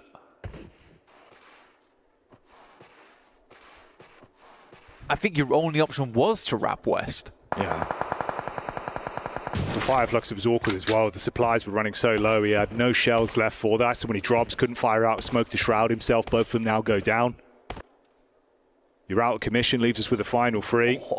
Koa barely crawling into the zone, belly on the ground, looking for the angle towards Kino Trope. Oh, the timing! So exposed. He can take this shack, though, and play in it. And hope he gets a second. There's a player on his right, though, and he does not know. Ragnar with the angle. Nade over the backside, shots at the feet. So low on HP. One bullet and a dream is all that he'd need. The peek back up. Oh, the knock on the Ragnar fragments power, but they've still got the manpower advantage on this one, and it's down to Falcons with just Koa. Peek over the top side, spots the head of Easy. Shrouded with the smokes, but bullets coming in from 3 separate angles. This is a nightmare scenario. Just has to guess the angles. We'll just send back. I mean, well played to Koa. Again, it seems like the player on that team that sort of has his head screwed on a little bit. I don't understand that push from Ralph. I don't know why he'd want that position from Fireflux. Again, he just try and wrap on top of Power. It's an interesting one, Jackie. But again, Falcons do get themselves a second place. I love that they push that position. A lot of times they just won't take those opportunities when they're right in front of them. And this time, at least, they picked up the leaflet. Yeah, they bit at it when it was provided. It might not have been as clean as they were hoping for, but I tell you what, for Power, they were mopping up squads like a spilt drink. Some fantastic action on that one. A great second game, an early chicken dinner, and looking more like the Power that we know and love. It is about time there for Power as well to start pushing those numbers upwards. It was a good play, very well played. Obviously, sweeping on that western side was really nice. Heading up that top side, it's an unfortunate game for Narvalo. I think we've had plenty of moments there where Narvalo has gone down a little bit early. Not necessarily his fault, just a struggle on the rotation. In the meantime, we're going to head right over and rotate back to the desk after this short break.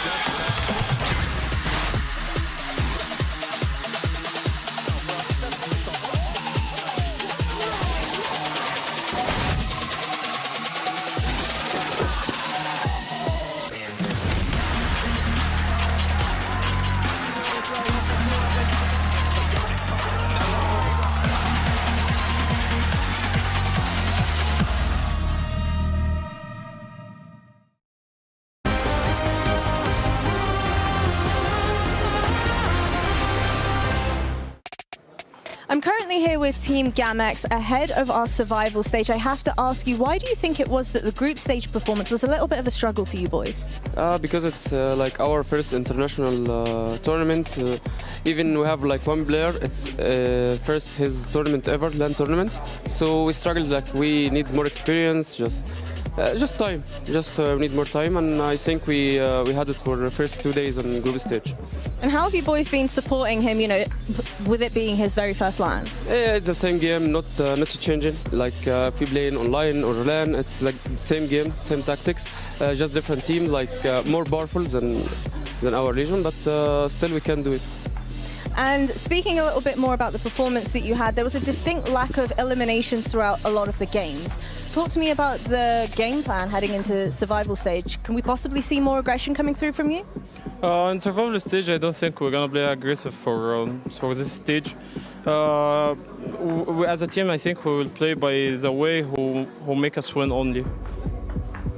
And obviously my last question for you boys, you headed into this entire event having won the National Egypt Championship. Do you think the play style of all of these international teams is much different?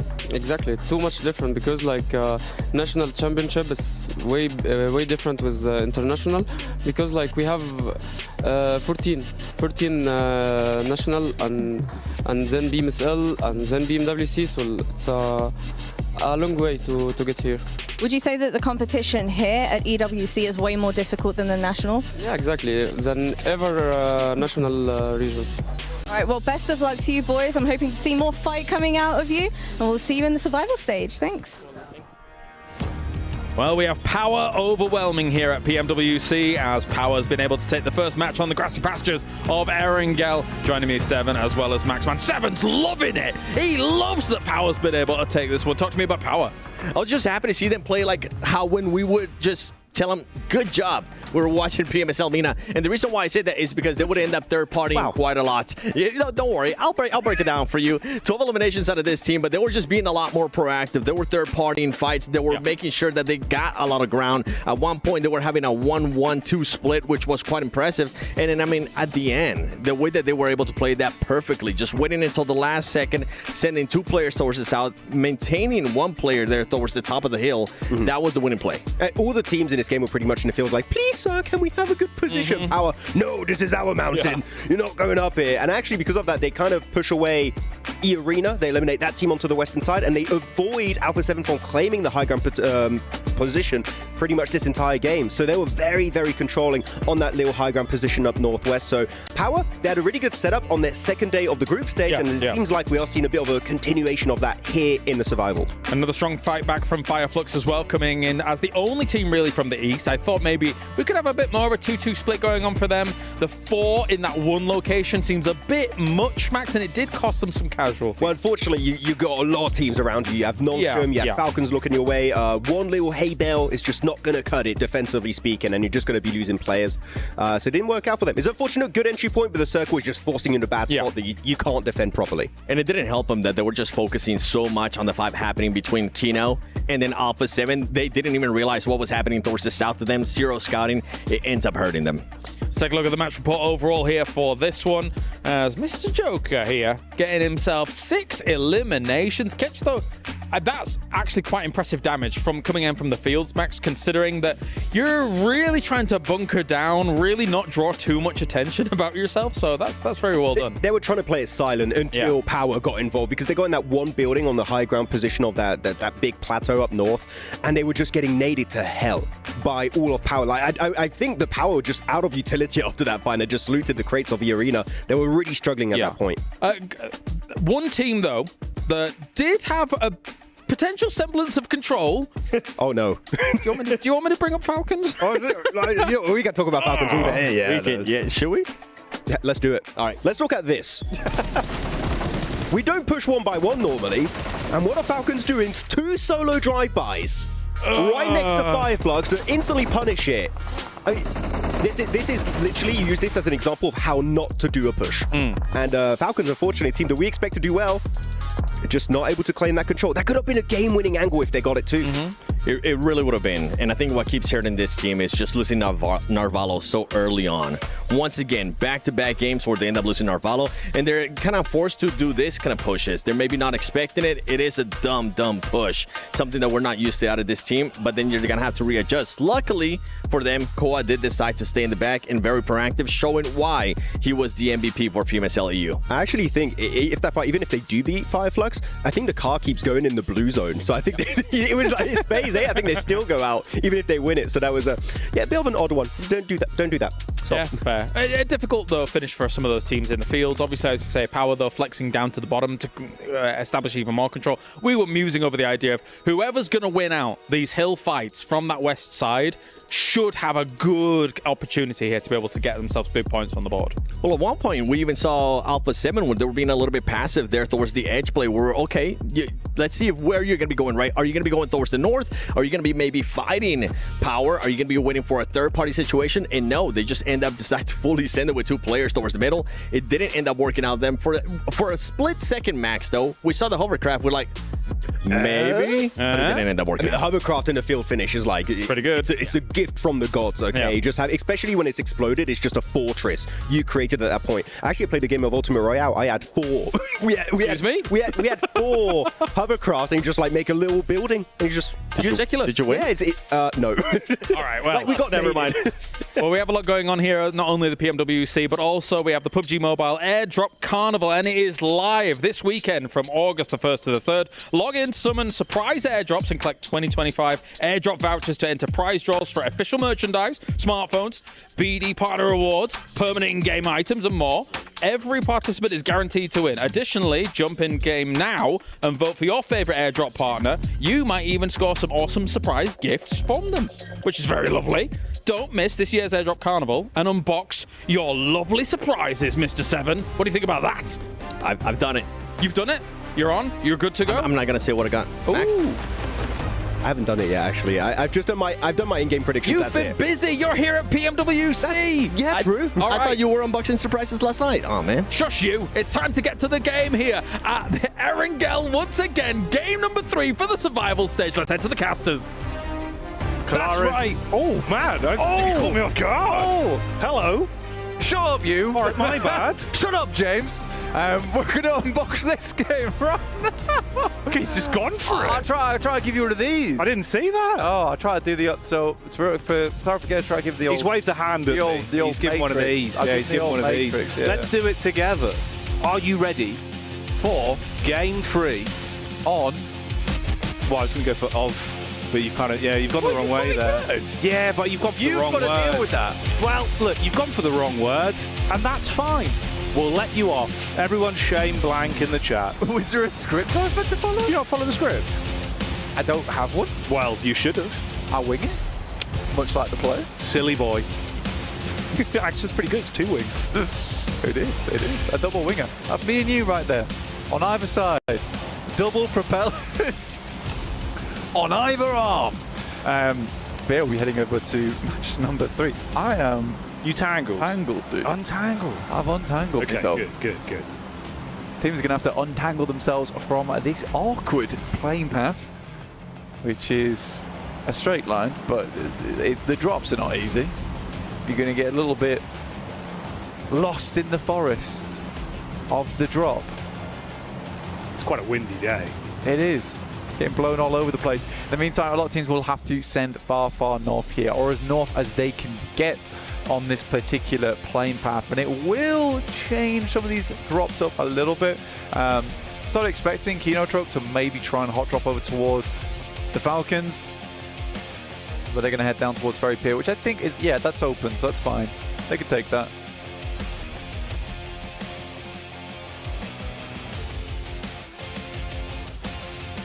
It's your turn now. Wow, it seems like you want to do all the talking. Hey.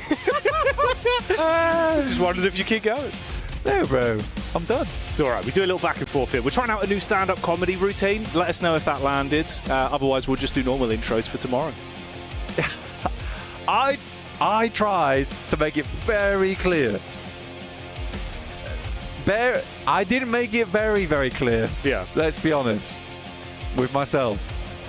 Well, that's fair. A little bit of introspection But is The good. Rock doesn't give a damn about what you've got to say, because I'm all about the gameplay.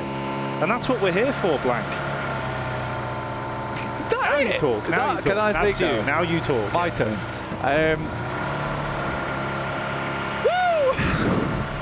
Back on the mic Dropped a again. woo. It's my turn. A woo. It's amazing. Give us some gravitas. I'm quite gravitas. Yeah. Woo! There you go. Was you like that? Was that good? Surely that's got everyone hyped up, right? Yeah, I'm hyped. Yeah. I've hyped myself up. Good. Yeah. I'm glad. You'd need to. Look at this. You know, we got a little bit of introspection. You got to hype yourself up, get yourself into it. This is the advice I would give to all these teams. Ironically, that actually is a pretty good summary of the sort of mindset you need to be going into. Halfway point of the day, right? You've got to try and get those jitters out of you. Forget about what's happened in some of the games for the rough starts for a few teams. Try and keep that momentum building. For a few of our squads, they certainly have been able to pinpoint that momentum. For Power here, looks like we're thrown into an opening bout, though. Instantly versus Influence Rage.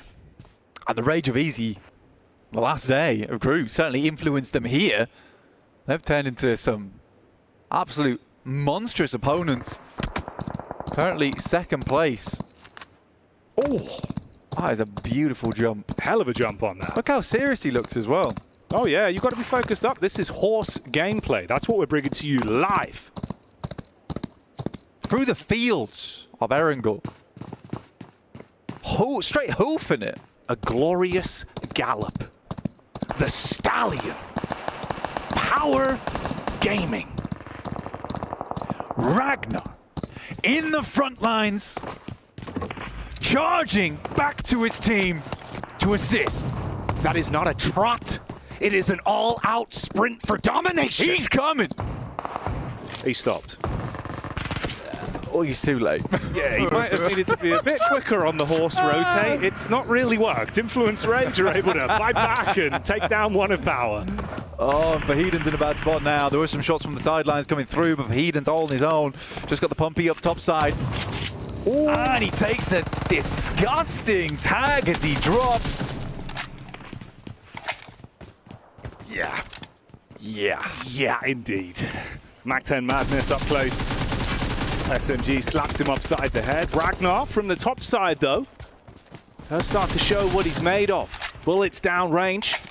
Fragments, Influence Rage once again. Lil Boy got to make the move. Drop the smoke, see if he can get his teammate up.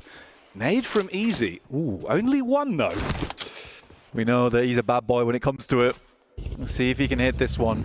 It will be very influential. Goes through and bounces. Easy. After the M16. Ragnar's just sending it, dude. He's going in. Close on the doorway, ready for it. He was late to the party. Everyone's already left, but he's determined to keep the music pumping. He just dives into action. 17 bullets in the clip. SMG. There's the secondary if he needs it. Pull out the UMP. Yeah, you know me. Ragnar about to make some crime scenes on the dive by. Lil Boy down and out. Not the big man in this situation, but the turnaround from Ragnar. Feel his wrath. Pulls out the 4-bullet. That's all he needs. Nade goes through. Ragnar dives out the way, but somehow on the stairs still takes the tag. Diego will find one. And we are in a 1v1 between Easy and Diego topside, but in comes another team. It is intense game. As everyone starts to cheer Ragnar's name. Intense game, drop the shush, the silence over the fight in the compound. Diego tucked in, trying to play on the back foot. Easy. About to be hit with a heavy nade up close and personal, just a desk to provide cover. Playing it safe, Molotov in. Have to climb this one or just fully take the brunt.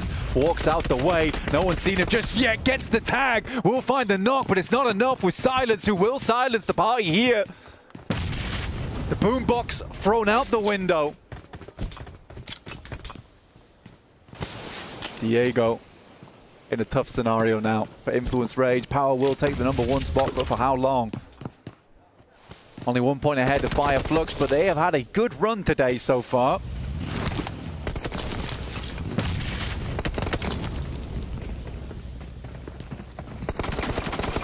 for Diego. You are sweating bullets right now. Off-angle peek on the side, couple shots connect, but Silence does not give a damn. Spams the shots into the loot crate, adds insult to injury. An intense game, make out with the cleanup crew plays on the fight from Influence, Rage, and Power. Hansel's a 3 for 3. Kind of a wild step down, by the way, now I'm looking at it. Alpha 7 in 6th with just the 11 points. That drops down to 9 in 7th. We're in just single digits all the way through to 16th. AX with a big fat goose egg.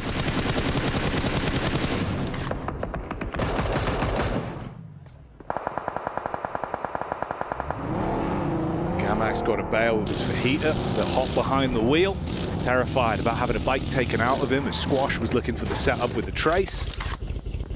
Able to limp out of there with his lives behind the steering wheel. We're in pretty central. This is actually one of the more fair circles we've seen in quite a while here, Jackie. Regnum Kaya leaving Toshpik behind over towards Rozok just in case it does back up that way. And for Regnum Kaya currently in 9th place with just the 8 points. It's not been an ideal result, but heading back up over towards Rozok. This is a good opportunity for them. Team that we put a lot of potential in. Potentially this is the game to do it. We'll have Horra Esports wrapping up on that north side.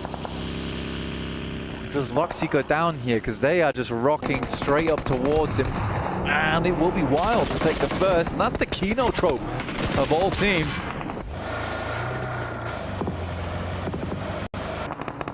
Regnum Kari as well, taking hefty blows here. When you're down to 2 players, it's an awkward firefight between them. You're getting crashed on from either side with Kino Trope and AX. Diving into action off the back of the punch. Henry firing out bullets with the Scar, ripping people to pieces. Devotee locking down the wide sight lines up front as well. 2 points accrued. That 0-pointer completely gone. It's not the case no more. No way you're Molotov.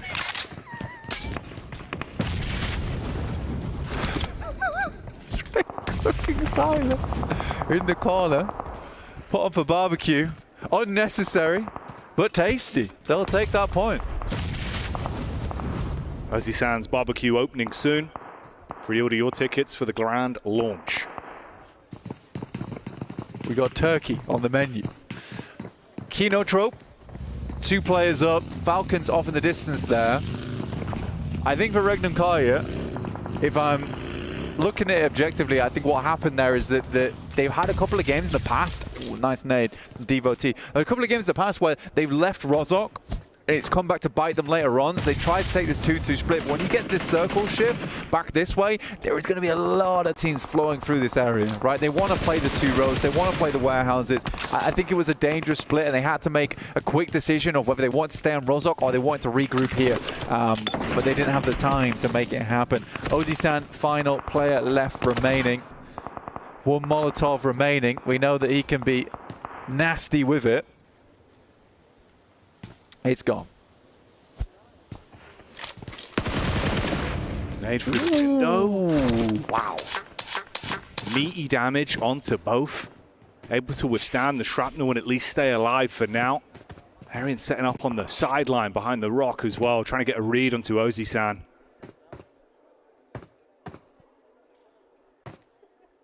This is getting awkward now. Falcons do peek their heads out of Pachinki as this one moves further away.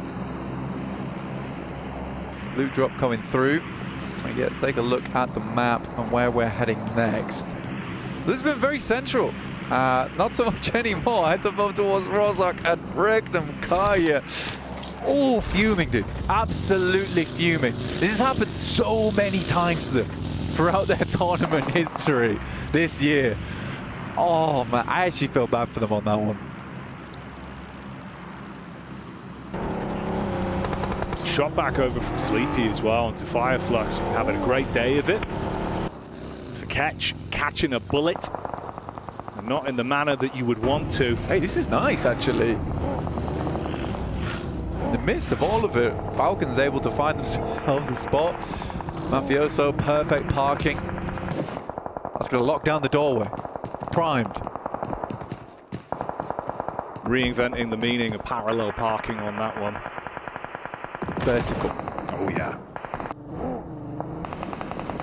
Straight up, ready to climb, and that's what they're going to be looking for. Alpha 7 going to want to find some points on this one. Don't know how Ozzy Sands made it in there, but he has. For solo. This is Falcons' favorite spot, by the way. They love playing this position. My only issue with it is that the 3-story sometimes gets pushed a little bit too hard, and I don't think that the Falcons quite have a solution for it yet. I'd like to see how they play it out this game, because they have a huge amount of potential from this position. Nice high ground to work with, nice vision, claiming 2 buildings as well, and able to play off the back of one another with nades from that top side. If it continues to zone in on that area, you've got a good chance at that game. Alpha 7 looking for more points on this one, currently in the top 8, but they want to secure it a little bit more.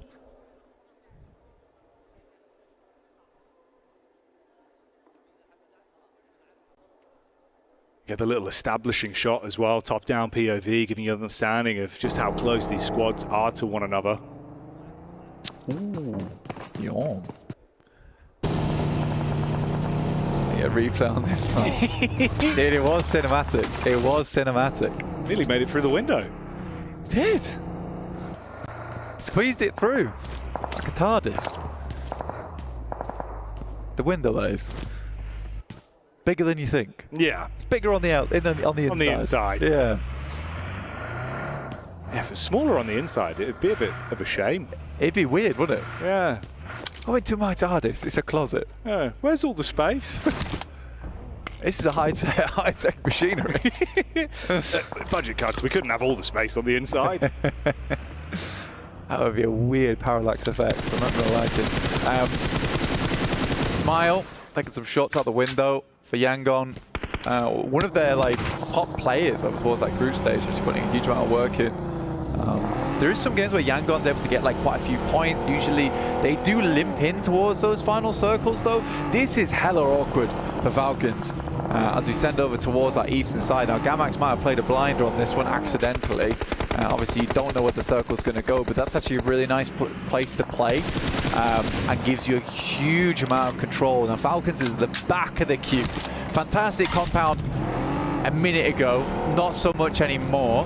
Horra's quite glad, despite being one of the first to this location, they didn't fully commit, and they didn't have to. They had the option to play on this eastern side, and they'll get a lot of benefit off the back of that.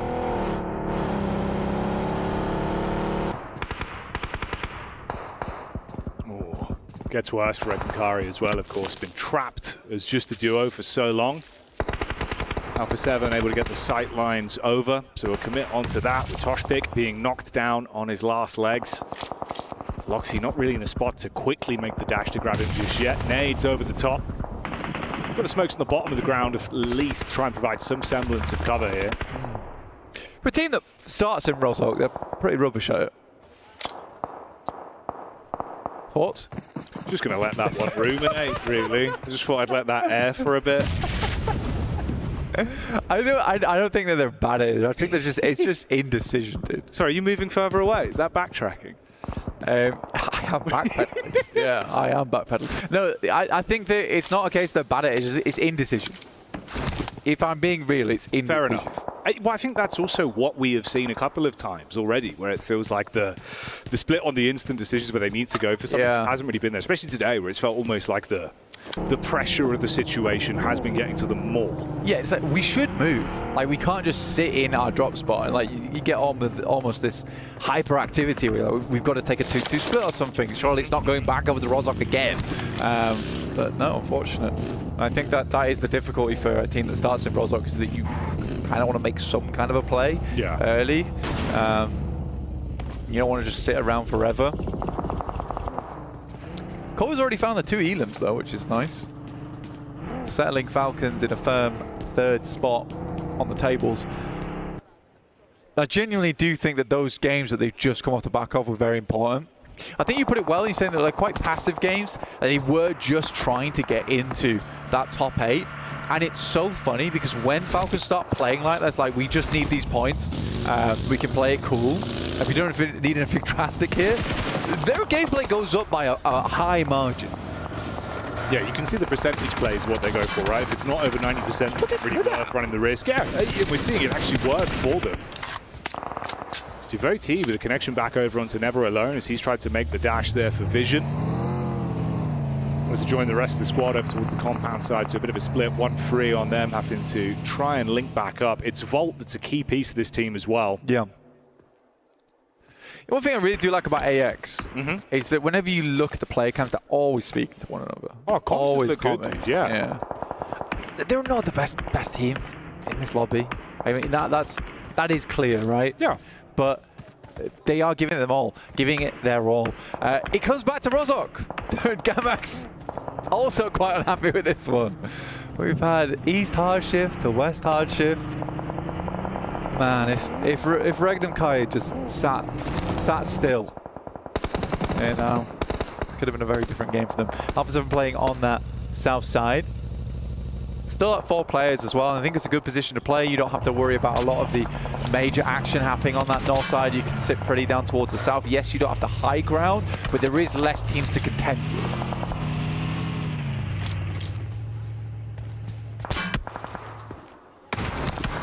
The POV of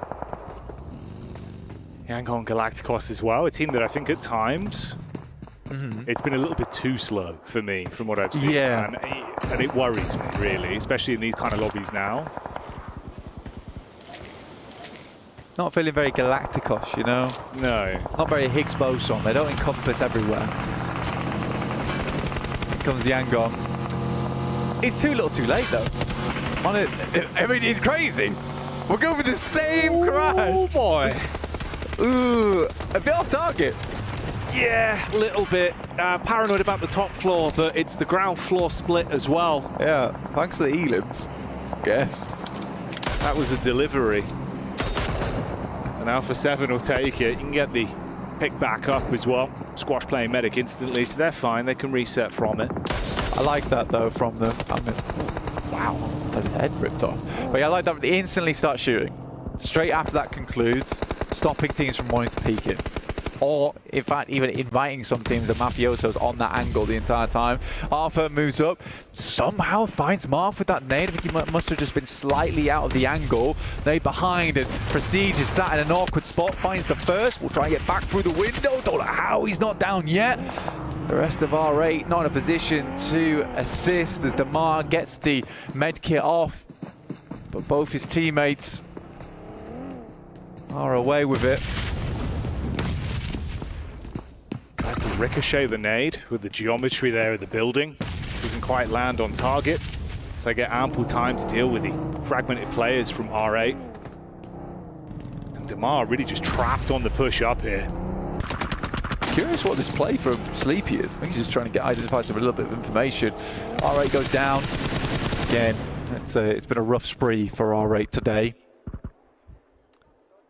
APK. Let's get hit with a nade. That's from Nongshim Red Force, who did work their way up, and they have picked their moment quite nicely, and in comes more and more nades, but it is Horra actually picking up a couple of these shots from a hell of a distance. They're substantially far away, but still making it work.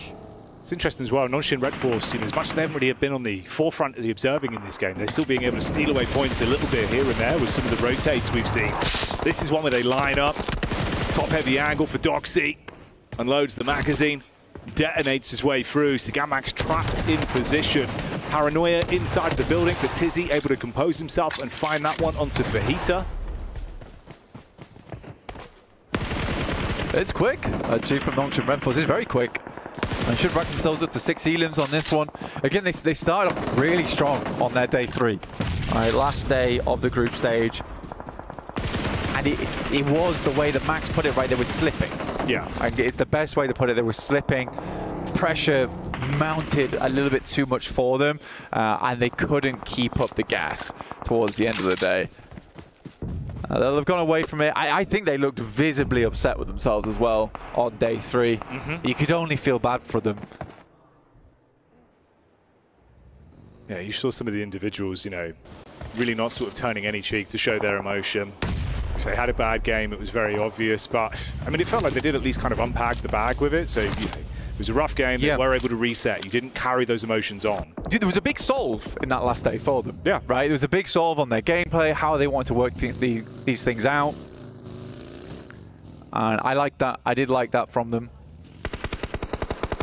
Figured out their gameplay.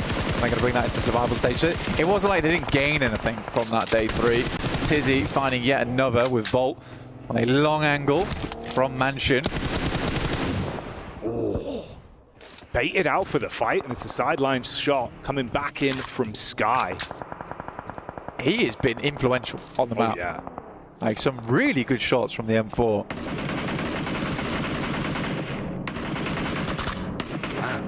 Sky and No Fear, racking him up and knocking him down.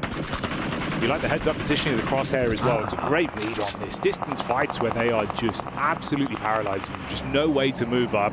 Good clean-up crew action over onto Vision. That was Volt as the last man. He's now gone. And it's actually, to be honest with you, that early rotate out from Sleepy was quite nice. They got a lot of information off the back of that. They knew which angles to watch. They didn't have to move out from the eastern side of Rozhok, but they do it anyway just to pick up some free elims and clear out the eastern side. That's their big goal there. Now they can start to work the issue over towards the west.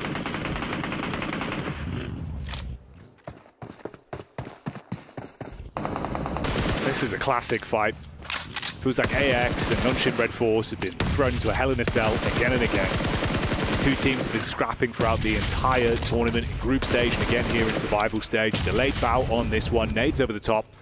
Arian trying to keep them pinned in position. Tizzy with the nade back over. Binny relatively low as well. Has to top himself back up. Nade after nade. That looks like a better air burst in my opinion, but Cyrax does take a lot of damage from this. Over towards Fireflux. They find Solus as a solo in one of the buildings. Unresable right now. It's hard to get yourself across. Tizzy quite low. P90 up close. Henry inside of the smoke with the shotty. Find it one another. Function Red Force. Very much cut down. Domination from Henry's side of the ring.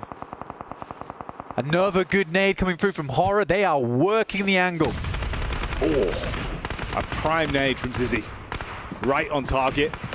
Fragments the setup from AX. Henry has to make a hero maneuver on this one. Wraps up close. Molly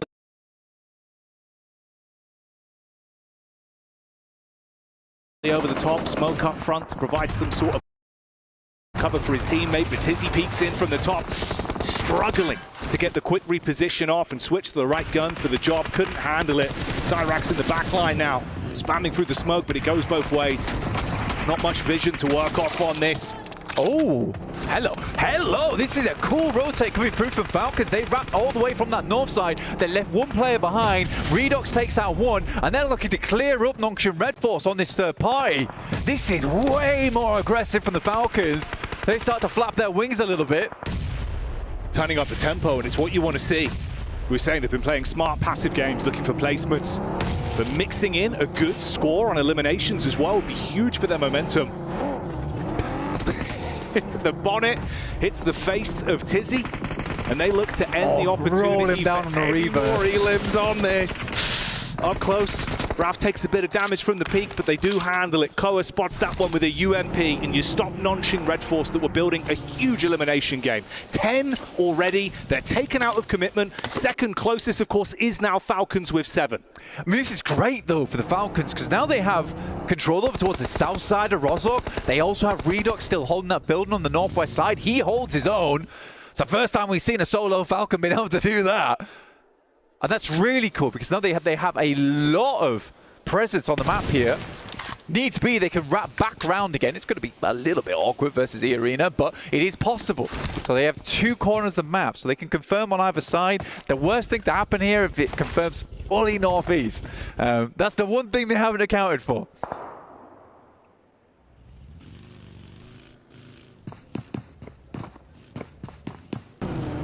Arena and Alpha 7 as well, obviously in position for so long here down towards the compounds. A lot of nades being primed here. They're ready for a crash, that's why. They know E Arena has to come across. They've heard the fighting on the south side as well.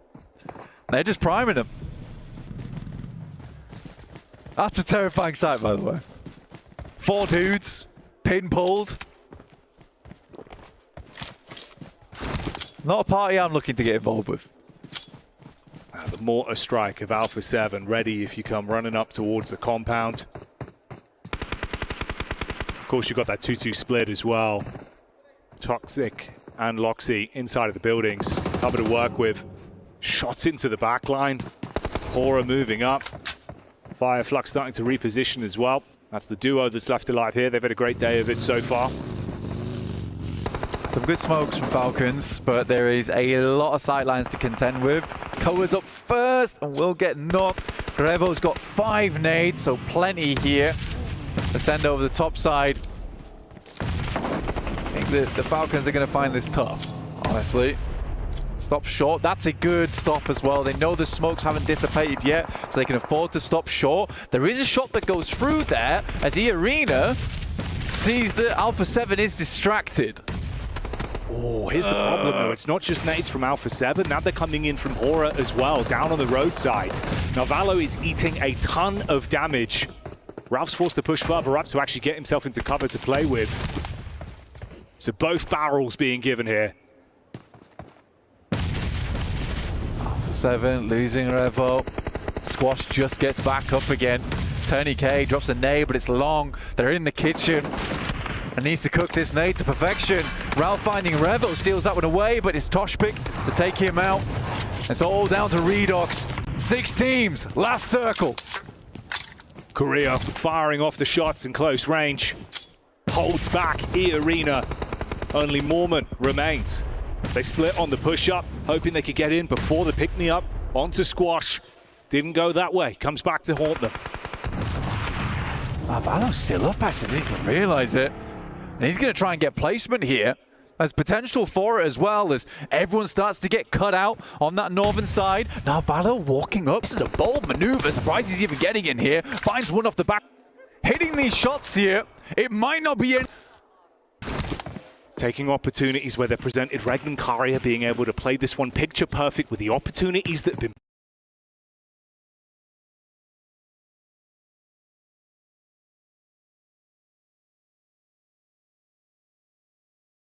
presented by other teams.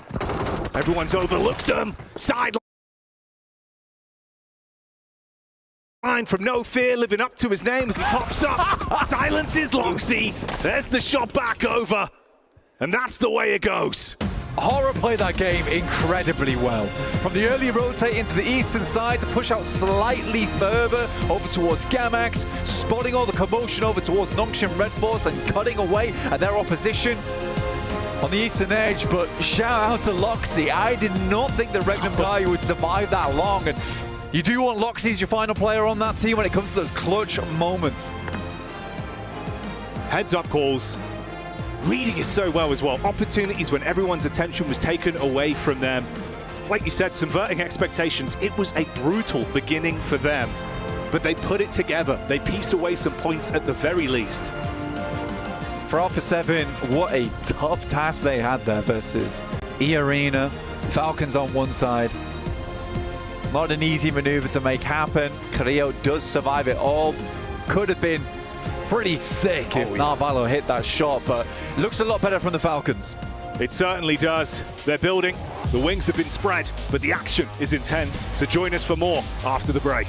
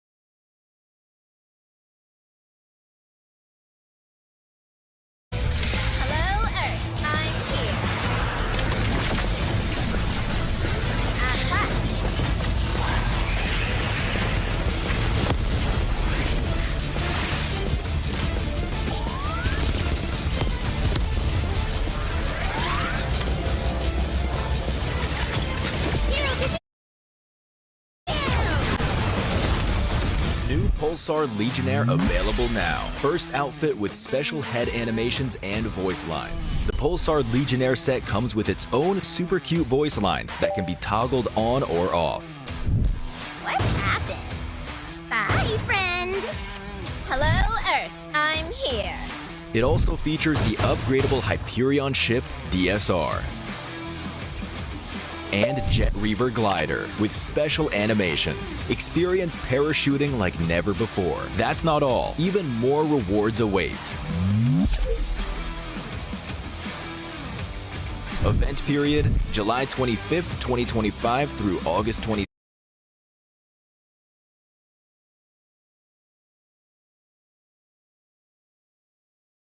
2025. What are you waiting for? Get the new Guild set now.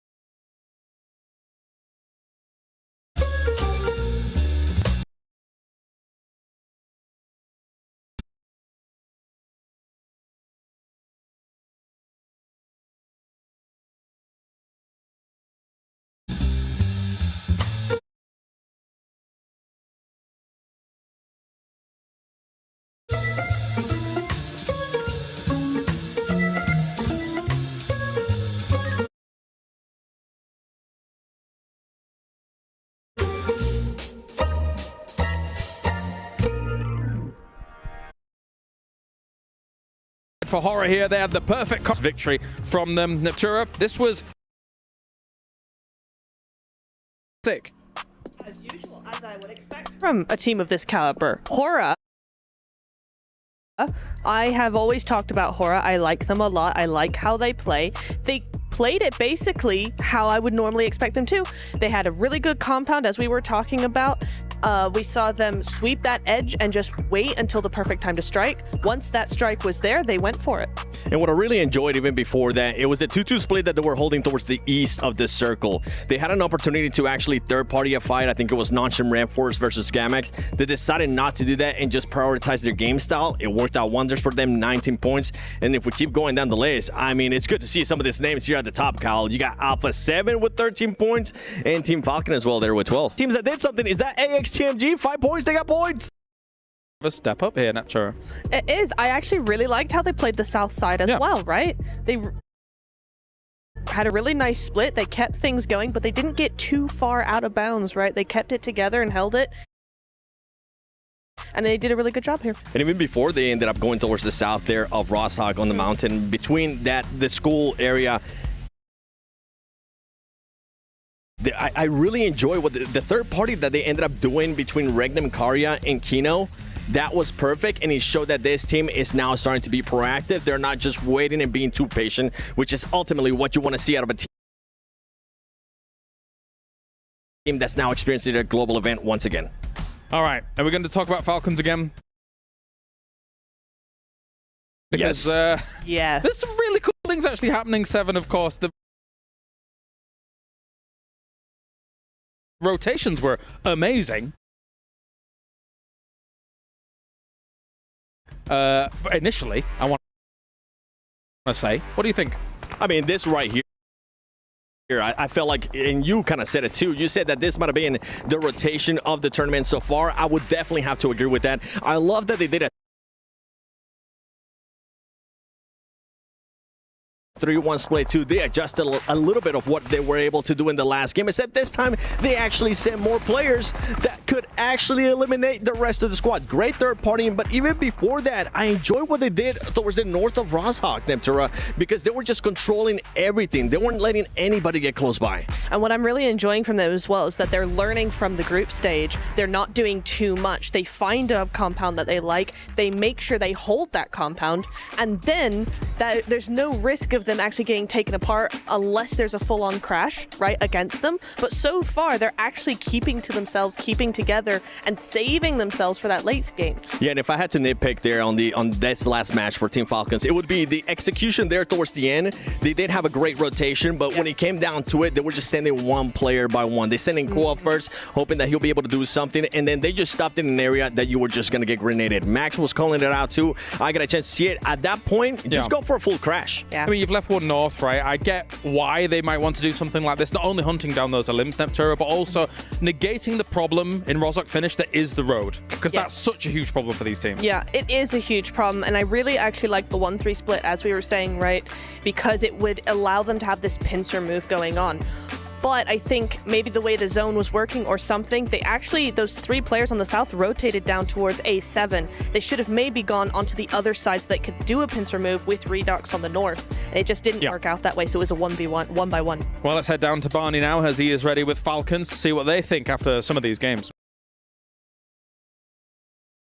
The main stage. I've got Koa from Team Falcons joining me here, and I tell you what, the consistency seems like it's back, Koa, because you've had 3 matches so far. All 3 have been in the top 5, 2 second places as well. What changed from the group stage? Because you guys, it feels like you're back. Yeah, so we had the meetings, we talked about our mistakes, and we fixed them. Simple. Okay. You've been MVP in the PMSL season, and now you've come here, and you're clutching up in highly intense moments, I would say. How do you feel like you've gelled with the team, and why do you feel like it works so well? I think it works because the team have some structure, and then my job is only to... Your job is to go out there and farm the kills. And what's happening now? So it's coming into the next 3 matches. Gone trying to send it, but Alpha 7 was ready. Just cars flying everywhere. Yeah, and of course the teams have to try and come in behind that and try and deal with what on earth is going on over there. But let's talk about some of these other teams, of course, here in Neptura, because Nongshim Red Force, of course, as well in this game, they found themselves in a bit of the nitty-gritty and trying to get them. They've got themselves some points on for sure on the board. As we'll take a look at the overalls. But what do you think about Nongshim? They're almost there. They're almost where I want them to be, because you saw them come in against who was it? They came in, had a really nice third party, really nice push onto Gamax, really good. Then they kind of split apart when they were trying to fight against AX Team ENG. So for me, they're almost there, but we look over the overall rankings, and actually it's very close still, even though we've had different teams doing different things at different times. It is, and I mean, look at the 8th place Ringnam Karya. With this matches too, I mean, we're going to have some gaps here and there, but those teams can definitely close it up with just one match. I'm pretty sure we'll end up going there towards the second page. Something that I actually wanted to touch base with Nongshim is I enjoyed that 3-1 split that they were doing earlier on. They did have a player kind of just holding it down with an arm, just making sure that they were scouting everything, which allowed that third party that you were talking about, Neb.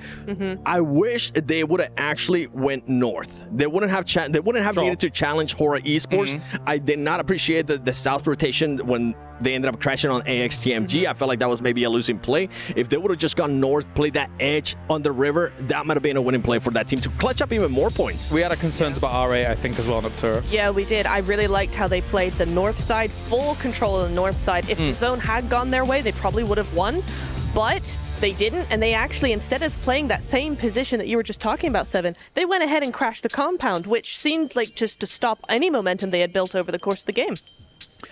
It was a concern. I mean, hitting that compound when it's not even going to be a focal point of the circle as well, Seven, seems a little bit dubious, a little bit odd, a little bit. It just comes down to experience from some of these teams.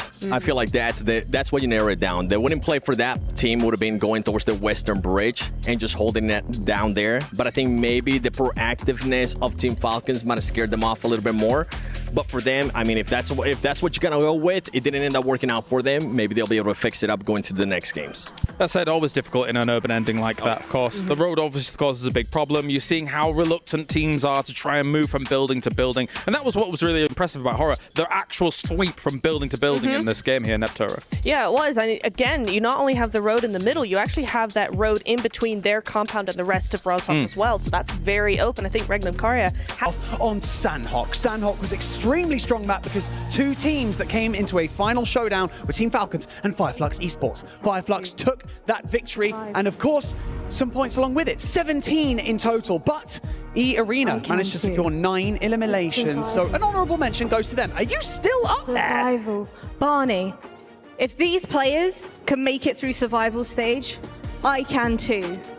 I've had the best view in the house right now, Barney, and let me tell you right now, match 2 was proof of the fact that the Falcons were able to spend their day off in the most fab. I've been snacking away. The Falcons, they've been sharpening their talents, Barney, to say the very least. They soared their way to the very top of our standings. And not only that, they managed to walk away with eliminations left, right, and center. But unfortunately, Fireflux Esports began clipping away at their wings. Our final fight, though, it saw Power Esports taking down the lone survivor representing the Falcons, and that was Horra, marking the 3rd chicken dinner right here at this event for Power Esports. Going into map number 3, Nongshim Red Force kicked things off extremely strong with 10 eliminations by stage 7 of that particular map. But in the end, it was Horra Esports that managed to clinch that victory and claim that chicken dinner for their own as well. So that's nice. A good amount of points for Horra Esports veracity. You know what, Barney? Enough chit-chat from us. I want to go ahead and dive into match number 4, baby. Let's do this.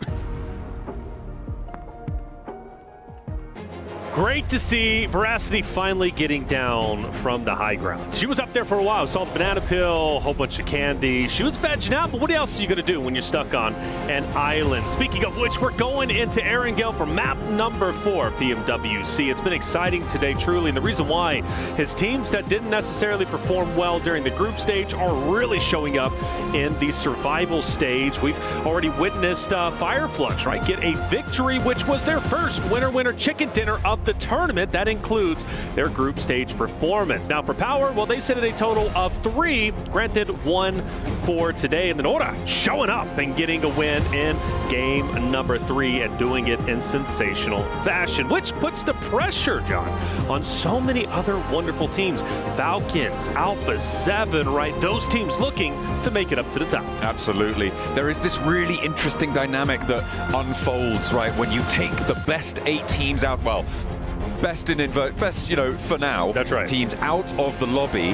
It creates this vacuum, and that pulls in these teams from beneath them. It pushes them towards the top and creates a lot of turbulence. When you start to add those factors all together, it can get a little bit spicy, and that's what we've witnessed so far at the start of today. At the moment, we're looking at half the lobby going through to the finals at the end of these 2 days of the survival stage, and because of that, we're expecting the points boundary to be somewhere around that 70-point mark, and teams are starting to have achieved half of that already, and a lot of the teams towards the top actually already pushing over 30. That's it. Over 30 is big, especially when you start to go down towards the bottom. We take a look at top 8 currently. 8th place, Regnum Caria, sitting with 16 points around there anyways. They're going to have to definitely step it up. They're on the bubble, at least at the moment. It's still early goings. 3 more games today, 6 more tomorrow to determine our top 8 and, of course, our bottom 8. But if you're Kinotrope, Tense Game, Influence, Rage, and, well, really the list goes on, you've got to be a little bit worried, but you can't be too much in your head. Again, there's still time, but time will eventually run out. Heading into the day before we hop into Miramar, it's good. Way to feed it, it's crunching through these survival stages, and we will be heading in to Erangel once more. All 64 of our players locked and hopefully loaded. West side over towards Quarry. Plane path fairly chilled out right now. Lovely little dog decal there on the back wing of the plane. He's having a great time. Not so much for our players on the inside, though. Flying high, flying high. Okay, so plane path looks pretty good, pretty standard. Everybody who wants to go wherever they want to go pretty much has free reign to do so. Georgia Poe obviously going to see quite a bit of activity up there with Alpha 7 and Co. America's region's loving that location. For the rest, though, military, I'm feeling it in my bones. John, I think this next zone is about to be spicy. I'm hoping I'm right, but I hope I just cast or cursed it. It's a bones-based feeling here. I'm feeling it. And we're going purely off the vibe. That's it. That's exactly what we're here for. That's the only way to go. You said the word. Purely, yeah, and well, you know, had to fill out that bingo card. Heading on out to the northwest side, I reckon. You know, Zaki circles. That's my bones-based vibes play. Okay, I wouldn't mind Zarki. I think Zarki's great.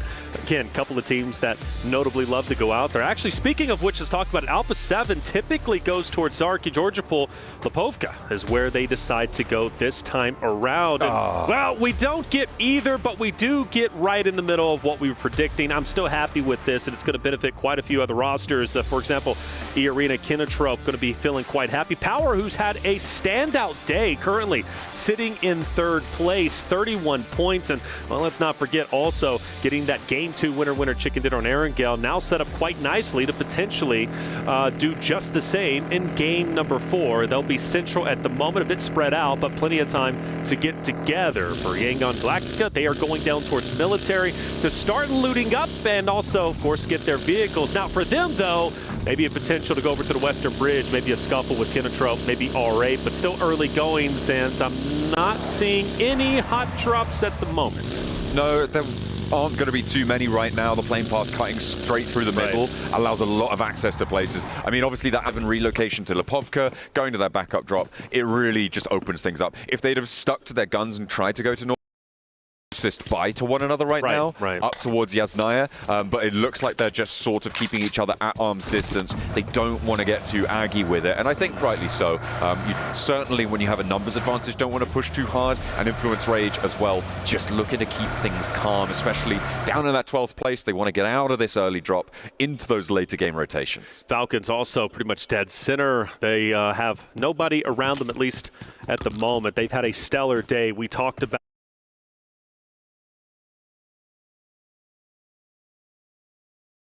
it throughout the group stage. Falcons, bit of an underperformance, right? Needing to step it up in the survival stage, where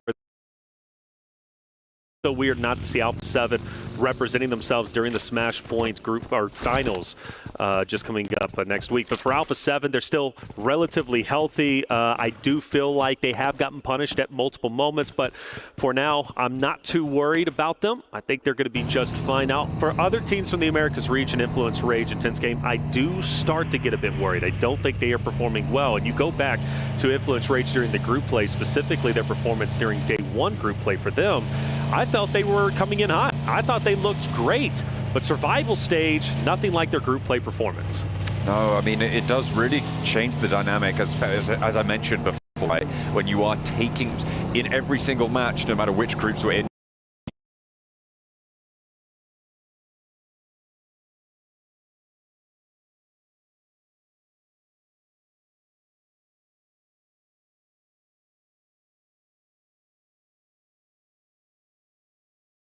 before, right? When you are taking out those top 8 teams in every single match, no matter which groups we're in, you're expecting there to be about 5, maybe 6 of those teams in the top 8 to be playing in the lobby, and removing those teams has really changed the dynamics here, and teams have taken advantage of that. And like you were highlighting there, some teams have had to eat mud on the flip side, right? Because you have to. For a team to do better, another team has to do worse, right? Swings around the bounds. That's it. Yeah, that's it.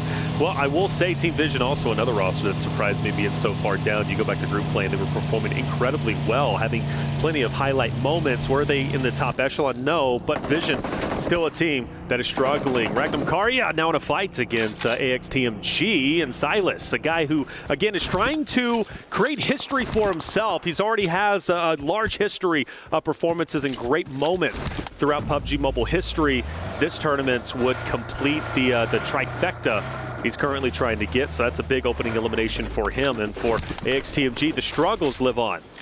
I think Requiem Kaya are looking weak this tournament in a way that couldn't be said, I think, for Alpha 7 or Falcons. Sure. They haven't really been in these positions to really take too much. They earned a couple of points on a few of the days, but obviously they're here in the survival stages, and I'm hoping that they can stand up. Like you said, with Silas having that PMGO victory, having that PMGC victory under the belt, adding that third, would be the first player in history to do so.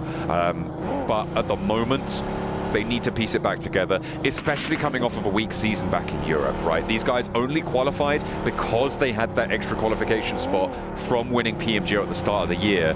So the fact that they're only here because of that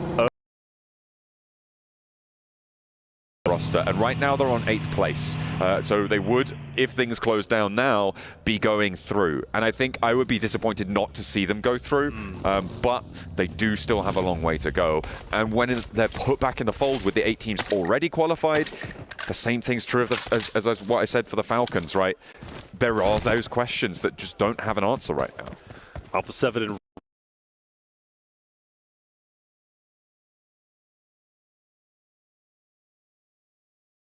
Ruins, currently only team over in this location. Influence Rage skirting just to the north side for them, but getting quite contested towards the middle as we would expect. Regnum Karya being one of them. Dead center. Power as well. Haven't really done too much, but you wouldn't expect them to. They're centered. They're happy where they're currently at. For Kinatrope, well, they've got people all around them, but again, same situation. Nobody really to fight at the moment. Potentially Nogsham Red Force a little bit later, who, mind you, I've been very, very impressed with. Had a chance to speak with Benny yesterday. Super impressed with his mindset. He wants to be the best, and well, this tournament is one of the ways to prove it. Well, here we go, going south now. It does shift just a bit, which could benefit Yangon Galacticos, who could potentially stay over on the military side if they don't want to fully commit for the bridge rotate, but it also puts them at risk of getting gate kept by R8 Nogsham Red Force. That's one of the things they're going to have to consider. A lot of teams now looking to make their move. A hard south shift forces teams to rotate at the same time. I'm seeing Fireflux moving into the hills to the south of Pachinki there. Nongshim Red Force actually regrouping to the compound that sits over that long hillside that borders the south edge of this circle, where R8 currently take up occupation. Fireflux actually rotating away. Looks like they're going to try and push into the east side of that, and all of these teams from the north going to try and move on top of each other. It is intense game. It is Alpha 7 moving in this area. You've got Power as well, who are a little bit ahead of the curve, and Influence Rage, actually the three-peat of the Americas teams. And when you only have one good team in the region, well, you know who you want to see get out of it. Yeah, this is going to be weird because, like you said, you got all three Americas region teams, ironically, just right next to each other. You would, I guess, expect that with similar play styles, kind of similar mindsets, obviously from the same region, but it seems like they kind of do this invisible handshake. You go on your way, I'll go on my way, they'll go on their way, and we'll avoid each other for the time being. But as deeper as Influence Rate starts to go, closer and closer, they start to get the power. Fireflux did actually turn around. They're now still in those hills, but it's Gamax, it's Yangon Galacticos, who have now crossed the bridge as well on the south side of the circle, who are poking their noses in. You've also got E-Arena, who have sent a scout down south towards Nongshim Red Force, towards R8, but now Alpha 7 have actually cut off that retreat. On the north side, Horra, Influence Rage now clashing, trying to take position, and First Blood lures it. Influence Rage, great shot. Sleepy from a distance, though, takes Little Boy all the way down to just a sliver of health. He's most likely going to be finished off relatively soon. I don't foresee him getting picked back up. Of course, the medkit pops, but still, Influence Rage got to fight hard. They've, again, struggled so much throughout the survival stage so far across the first 3 maps. They need to hold their ground. Not to mention, Power also starting to come in for a bit of a third party, and No Fear is gone. A nice little flex out there from Al-Haji. Puts the stone in, gets the result he's looking for, adds a point to the tally. Pleased to see you. Power now actually going to put more pressure on. They're moving down, and Influence Rage playing with 4. They're locked into the building. They're surrounded by E-Arena and by Power now, who have pushed Easy actually very, very close to this situation. That was a bit too bold, and I think they've read into that. They will pull him back, fold him back into the rest of the team. E-Arena being on the outskirts scares me, however, for Influence Rage. Such a talented roster. They have really proven themselves throughout not only their second day of group play, but also throughout the survival stages already. Having some high placings. Zone will shift once again. Alpha 7 very, very safe where they currently are. Influence Rate, same story. E-Arena Power around them. Intense game, though, might alleviate some of that pressure. They start the push in. Power encompassing their location. We get on board with the fight going down. IG versus Power. It will be, I believe, will it be a 3v4, if I'm not mistaken? Yeah, currently that's how it sits. Power were a little bit split, but it looks like they're regrouping. They do have that off angle just across the way. Nade in over towards Easy from Silence, and he's quietening him down.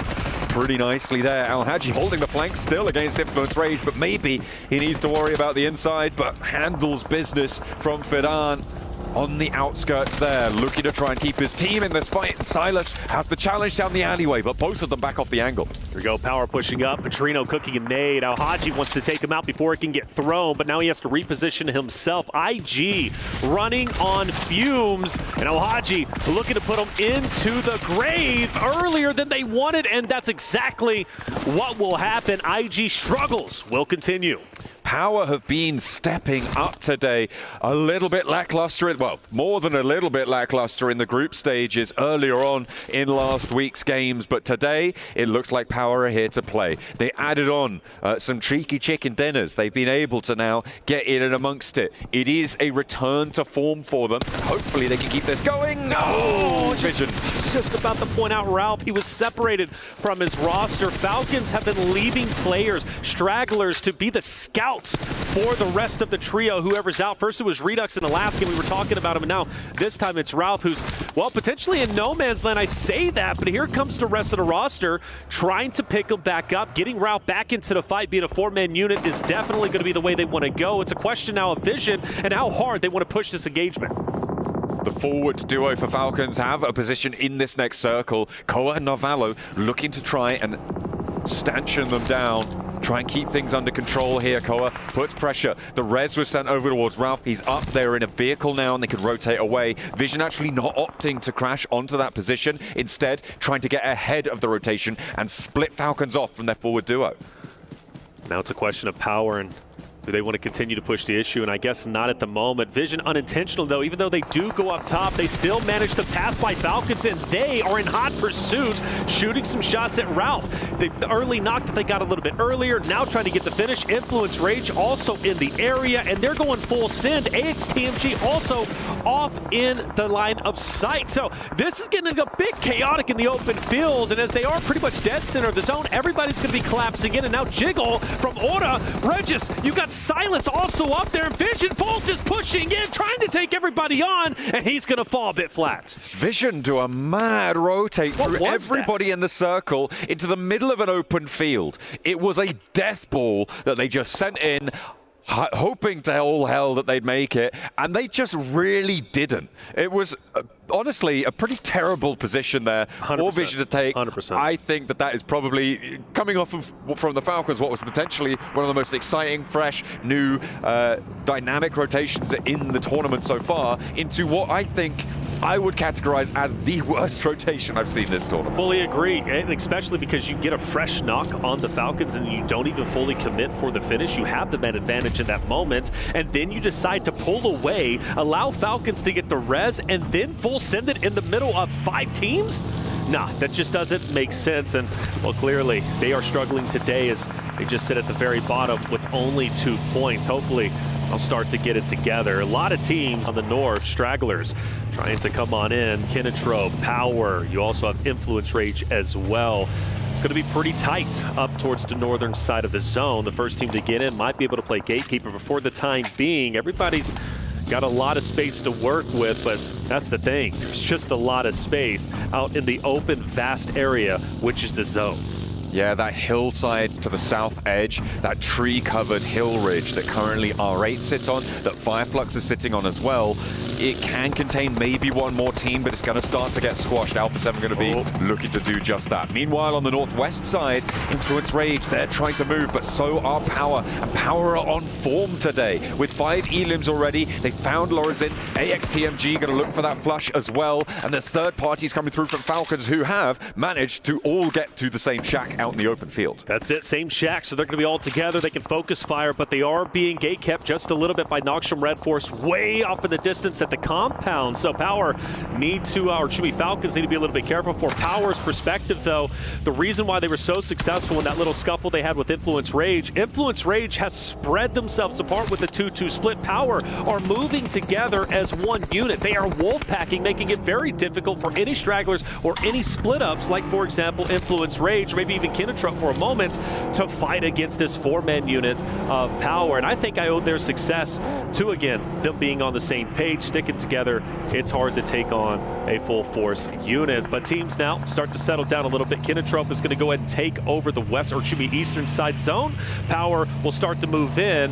AXTMG still running on fumes, but Henry may be looking to make a solo play against Power once they rotate in. We'll see what he can do. Has got a forward position to assist with him in Cyrax, but they are very, very split, and in the open fields, it is going to be a difficult crossing. Power moving past Fidan, actually moving close towards that forward position, maybe actually over into Influence Rage. Fidan circling here. Easy's going to roll straight on up. Al-Haji sending in a barrel, sent down the lane towards Influence Rage, and Easy goes in first, does manage to get traded off, but they lose one of their players. Now, can they handle Lil Boy on the inside? Al-Haji take it down, and Influence Rage maybe trying to stop Power dead in their tracks. Fidan on the outside here with the AUG, hasn't managed to find it, and Lil Boy goes for the res. Lil Boy's going for the res. Lil Boy now out. He knows he has to leave this. There's too much utility to use. And the juke, the bait and switch to take down the remainder of Power to stay alive. The Falcons are now starting to move in, and I fear this might be the ending of Lil Boy. But the medkit is popped. He's back up, but the nades are rolling in, and Falcons are starting to close the vice grip. But Lil Boy stands on his own 2 feet for a little bit longer to get one more final knock. Ralph needs to get rezzed here on the inside. They've got a couple of vehicles to play with, but this is not going to be enough of a position. A massive flex back out from the Falcons. They are getting spicy with it. Alpha 7 in the meantime marauding around and sweeping through the western side. They might try and push in and capitalize on this chaos. Squash taking a lot of damage. Arena moving in. Squash ready for this. However, Alpha 7 starts to crumble. Mormon gets to clean up on Revo, and well, the rest of the Alpha 7 roster now in shambles. Only one remaining. It's Mafioso. He chose to stay back just a little bit, and well, he's going to have to go at it alone as a solo for anything, right? Going for placement points, maybe potentially trying to get the remaining cleanups. I mean, after all, E-Arena does have 2 down players. Falcons got really keen to push up towards that north side, but it means that they've got 3 players in position to potentially pick up these points towards E-Arena. You can see these nades are starting to ring on out, and it's actually from R8 who are able to close down Alpha 7 here. But E-Arena suffering as they try and go for that cross, that northern flex out. The Falcons were all held down towards that number 3 on the minimap there on Narvalo, but now with that flex out, they have those off angles. They now need to rotate back on in. You can see the vehicles they got available to them though, and they should be able to make this crossing. Yeah, E-Arena will maybe split the difference between them. Narvalo might be able to put additional pressure with that split. Noxious Red Force still dead center, by the way. They're going to play an big impact as we get later and later into the stages. R8, the team that, just like others, have been struggling quite a bit. Opposite of another team that is relatively low in the standing. Jangon Galactica, Saycloud Smile just up ahead. Mormon starting to roll in from E-Arena. I would be very, very impressed if Mormon can even pick up one, but with this off angle on R8, I don't know. I'm thinking he can at least start to hurt R8 a little bit, which could open up the door for Young Galacticas to potentially get a clean win here. That's what they'll be looking for here. Gamax trying to push in on the southeast side in the meantime as Fireflux try and hold their own.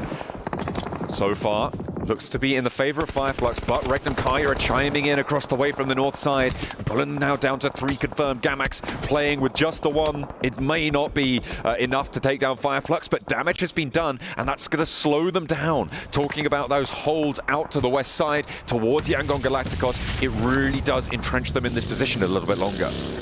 Fireflux staying alive a little bit longer, start to push up towards Yangon Galactica. Strax is, well, in the thick of it. Smoke out, nades starting to move in. Falcons keeping the pressure up. Just such a sensational day from Team Falcons, just on the edge of taking over first place. AXTMG are now gone, and Falcons have been hugely aggressive, and man, from one team to another, they now push up onto Kinetrup. The question is, do they know they're sitting in the weeds?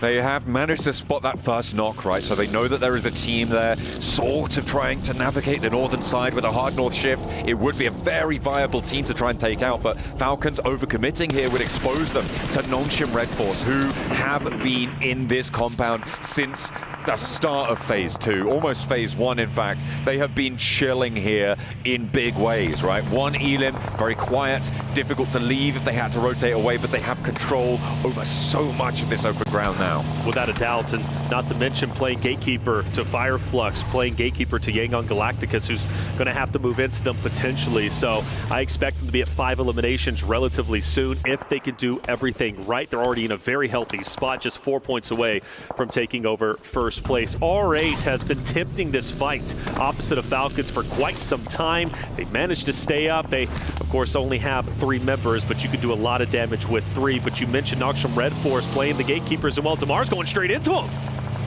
Just going straight on through, trying to see if he can keep an edge, and it looks like they're going to let him play on this wall for now, but the Falcons might have something to say about that. Damar may be exposed. The rest of R8 actually going to continue that push. He knows he's getting unchallenged, so they've got that western building under control. An interesting decision for Nongshan Red Force not to hold them out.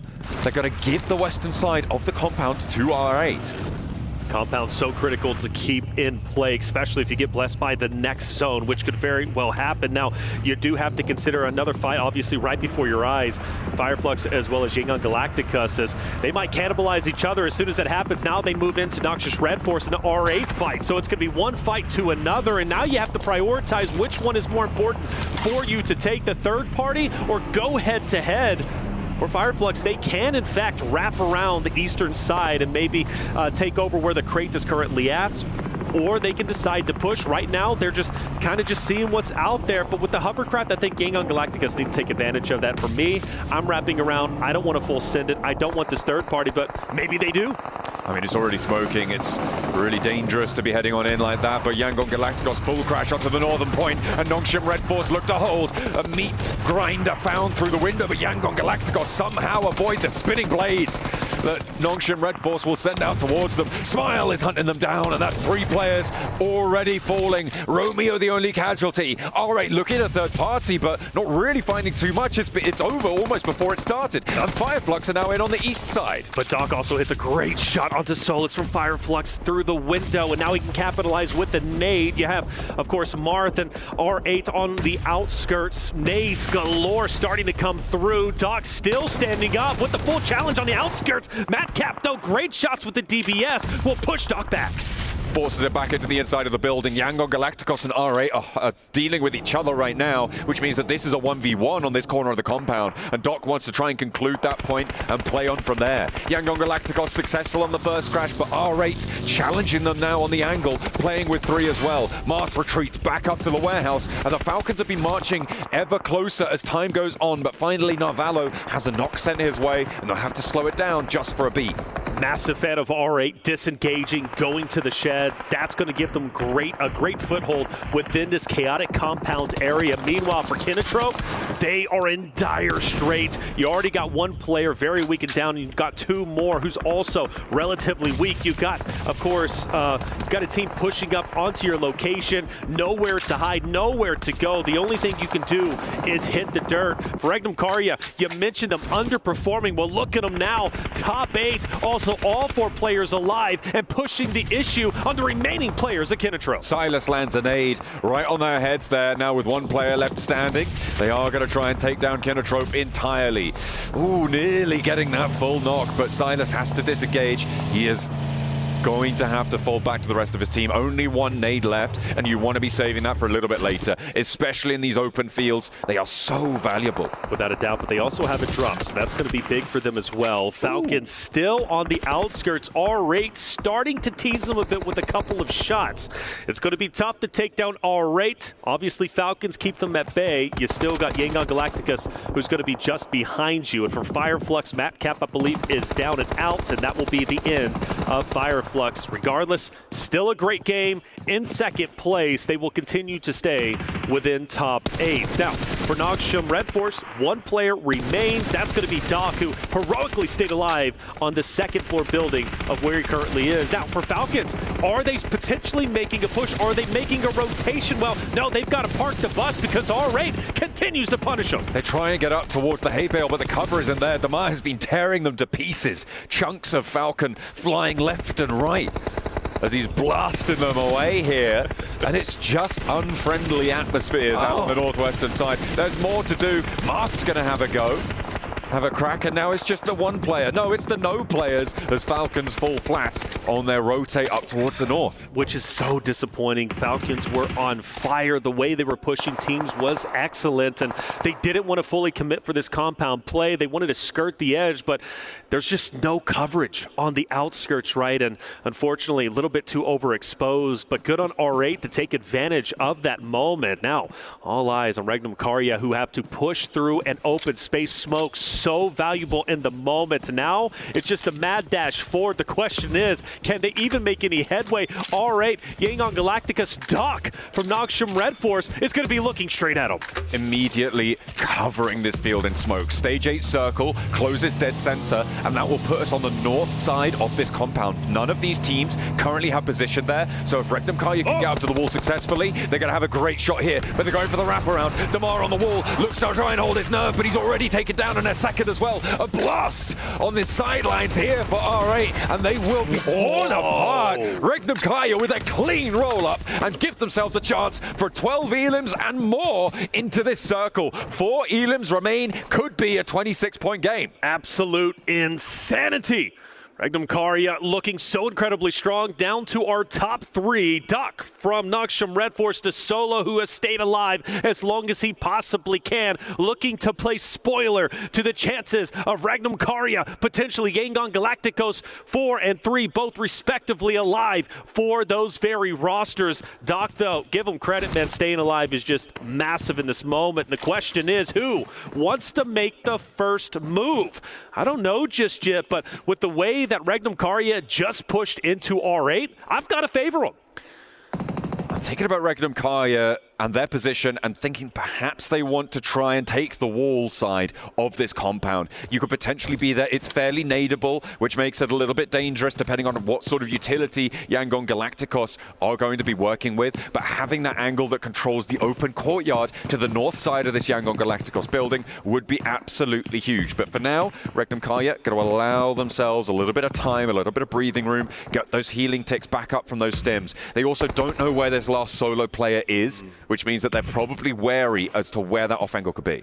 I like where Wild is currently at. He's going to be protecting the backside, allowing his teammates to just focus on what's in front of them. You do not want to get flanked, and there is a potential, right? Yangon Galacticus can send a player down to where Wild is currently at. That would basically spell the ending of this fight. I do have to question how annoying Doc is going to be in this moment, though. I think Doc is a solo. I really think he's going to affect the fight once Yangon Galacticus as Regnum Karya start to collapse into each other. Silas is starting to make a move, and he is taking that advanced position, which is great, but Doc knows this, and Doc is going to be opposite of him. Yangon Galacticus moving in. SayCloud and Doc potentially about to square off. Silas opening the building. I don't think you want to step in there just yet. Doc now getting pressure put on him. Yangon Galacticos know he's there, know that this fight happened earlier, and they will take care of him. So no more annoyances from the side, but Yangon Galacticos have invested time, and the question is, what have Regnum Karya done with it? They've moved out to the north side, up and to that wall position. The nade over towards Silas drops short from Smile, and everybody's cooking them. How much more have they got left in the back pocket? Loxy with a long lob, doesn't quite connect, and another one sent over towards Silas, sees the numbers even. 3 versus 3, and Wild falls next. All right, Regnum Karya now with the 3 versus 3, as you said. SayCloud, Smile, nades are cooking, they're throwing, but are they connecting? Well, not just yet. Oh, Loxy, though, down. Loxy down. Yangon Galacticos managed to make it happen and take the win. Regnum Karya, a heroic effort, a wonderful game, but at the end, that was the ending, man. Well done, dude. I think today the games we have been phenomenal. Regnum Karya, the champion, or excuse me, Yangon Galacticos, the champions with 9 elims, huge.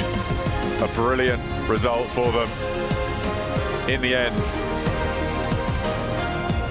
And Yangon Galacticos, yeah, the happy to see that one close it down. That position that Doc held in the end, okay, a little bit more aura farming coming through from Yangon Galacticos, hitting them with the boat dance. But you know what? In the end, it felt like Regnum Karya maybe gave a little bit too much leeway to Yangon Galacticos. They played towards the back of the compound for a long time, right? They could have potentially taken control, gone a little bit further forwards. The circle closed a little bit further south than I thought it would, so it could have been a little bit more of a decision maker there, but I think getting rid of Doc was brilliant from Yangon Galacticos. Regnum Karya allowed them to transverse, though, across that compound.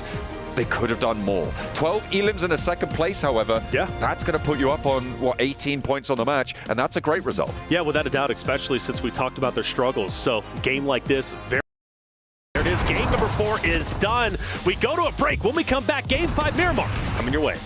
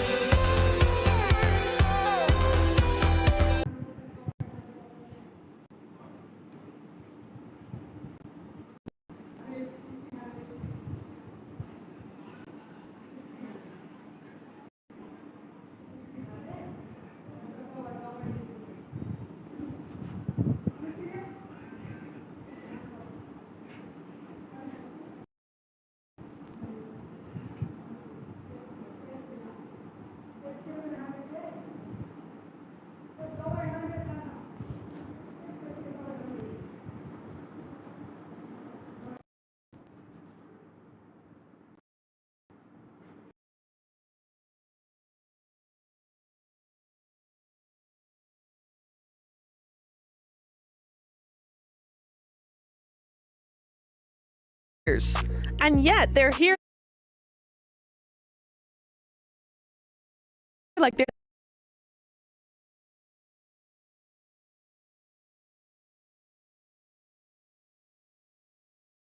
on your favorite airdrop partner as well. You might even score yourself some awesome surprises and gifts from them else. We also have plenty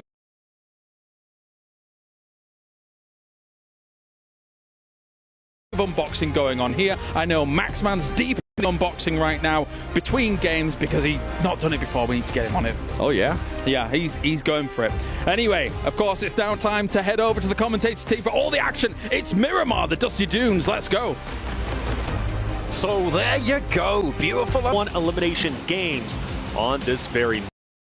I'll put them well up into first place and very near to qualifying. Speaking of which, Fireflux, Team Falcons, Noxium Red Force, Power Esports, all knocking on the door of that 70-point threshold as it currently stands. Let's even throw in Regnum Karya and E Arena too. Yangon Galacticos, by the way, struggling early on, but that last win put them up in top 8, knocking Alpha 7 down, which is huge. Let's see if they can carry that momentum on to Miramar. I mean, when you're looking at getting 70 points over the 12 matches, you're looking at maybe having 4 big games under your belt where you're starting to stretch into the teens and then keeping your lower games consistent, and that can be sort of healthy to sit, right? You're getting up above 50 points on your good games, on your 4 big games, and then in your 8 small games, you're looking to put the rest, so about 20 points up on those games, which in general is going to be very doable for those teams towards the top, right? They've already posted those numbers. They've already played 4 big games. The question is consistency, keeping those lower scoring matches under the belt nice and consistent. That is what I'm looking for. You could, of course, just, if you're Falcons, just put up a big 30-point game, 28-point game and get it ready, it's just that easy. So I think they should do that. Well, talking about Falcons, that's a great narrative because look at where they land. Right next to Alpha 7, 2 giants. Of course, for the home crowd, man, that's going to be a spicy one to say the least. And well, for Falcons, they're very comfortable and happy where they currently are. For Alpha 7, they are not. This might be the opening fight Alpha 7 needs to gain some confidence. It's all on GOO as well. I think it was Narvalo, if I'm not mistaken, who didn't have a weapon in this scenario. Okay, he's managed to find himself something. Revo with the pump action around the corner. A Death Dealer without the armor to assuage any of the damage. Cloa gets caught and immediately flushed as well. Carrillo with the nade. blade and the Winchester in tow. Navallo with the UMP and the M4, so he's got the ordnance to be able to do it. A sneaky little dash out the sidelines, hops wide, and takes care of one, maybe turning on for a second. The rest of the team are there. Navallo hits a mad drop shot to keep the Falcons in this one.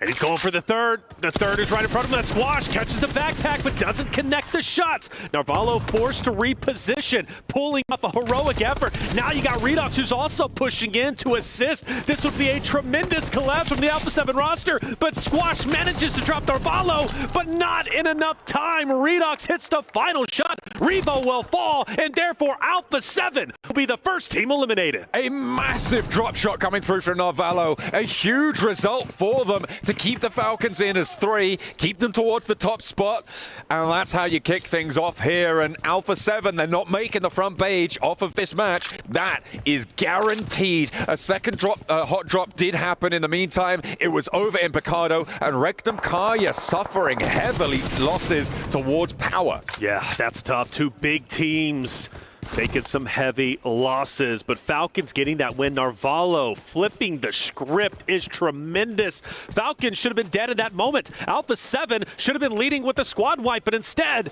Navallo flips the script with the 3-piece, and that's why Falcons are currently in first place. That's why we continually talk about them. That's why they are the home team.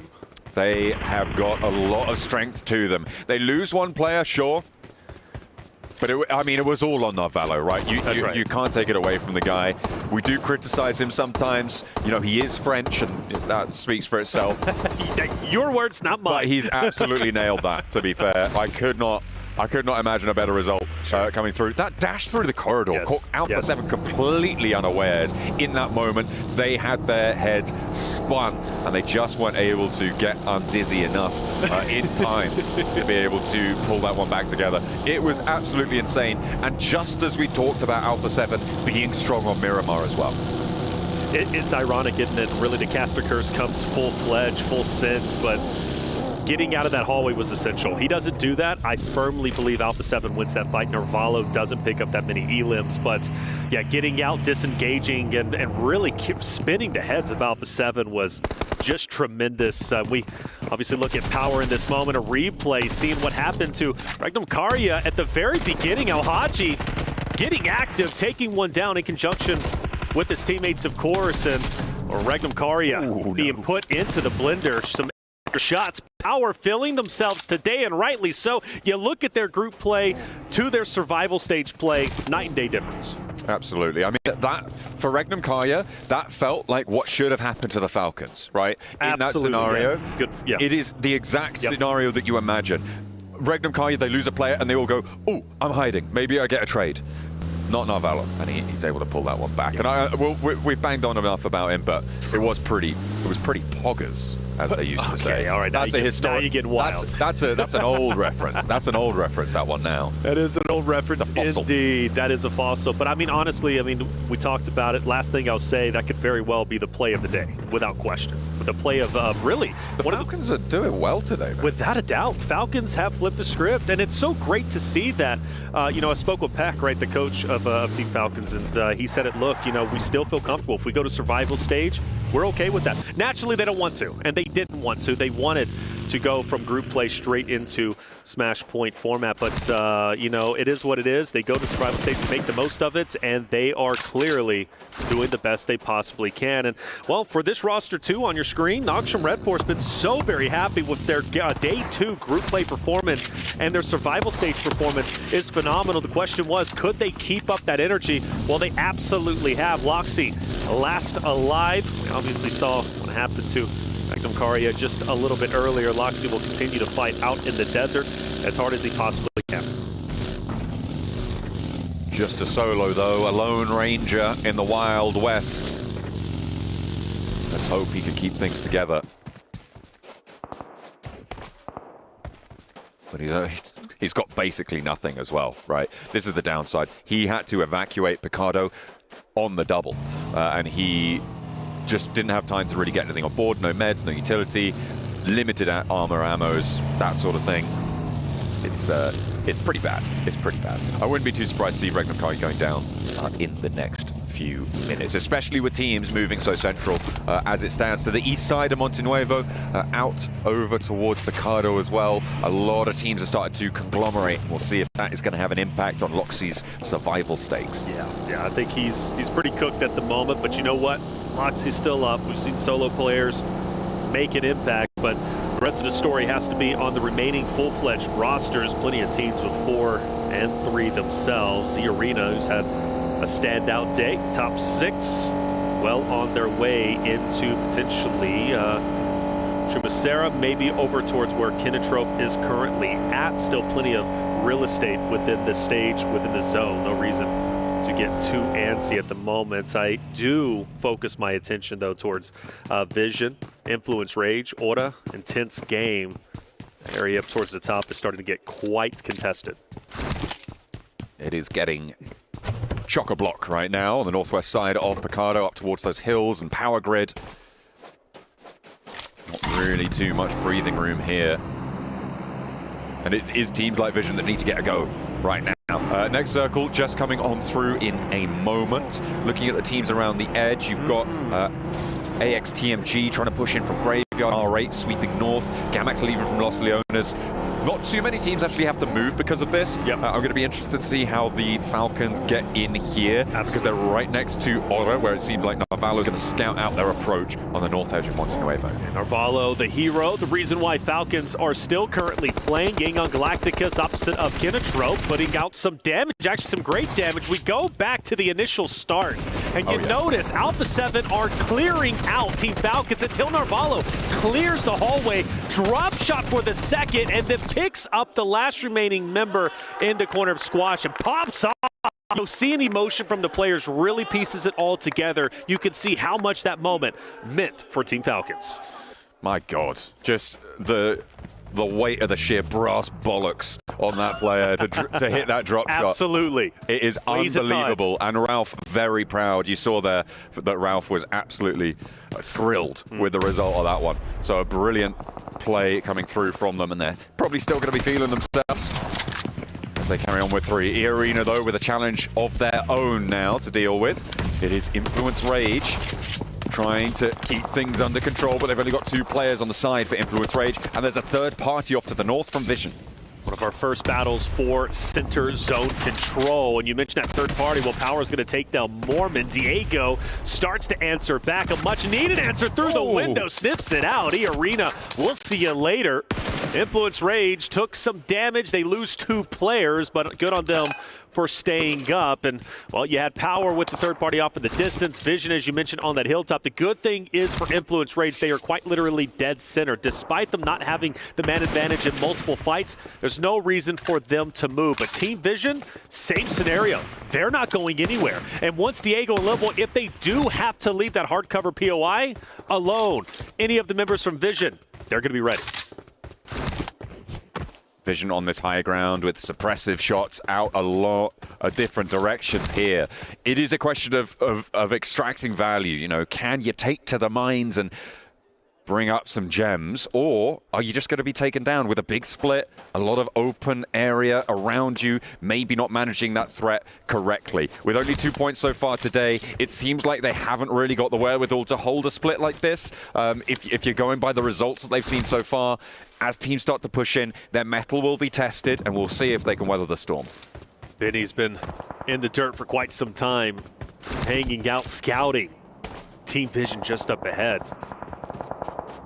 You also have Loxy in this area too. This hilltop, quite deadly. And Benny setting a trap very slowly, but once he springs it, Vision very well could lose a player, maybe even 2.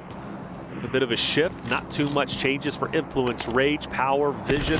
They're still going to be chilling where they currently are at, and we'll have to see how this hilltop fight is going to end up unfolding. Such a critical spot that teams want to lock in. And, well, you mentioned Team Falcons earlier, rotating out from the outside, coming in. They are quickly moving in, and Influence Rage has started to fire some shots on Team Falcons. I think Falcons have just lost 1 on the approach there. Yeah, you can see they're now on 2 players. They tried to crash in towards Power. It's not going well. Right now, Power's split is bold, but it's working. They have got that western point held down and easy all the way out to the eastern side with 4 players alive. It looks like they are going to go for that regroup, so they aren't going to try and get too bold with it there. They've extracted the value from the corner compound and they're just going to retreat off it. I think that's sensible, and they are going to be able to make out like bandits with 5 elims, and now a position on the east in a very central location.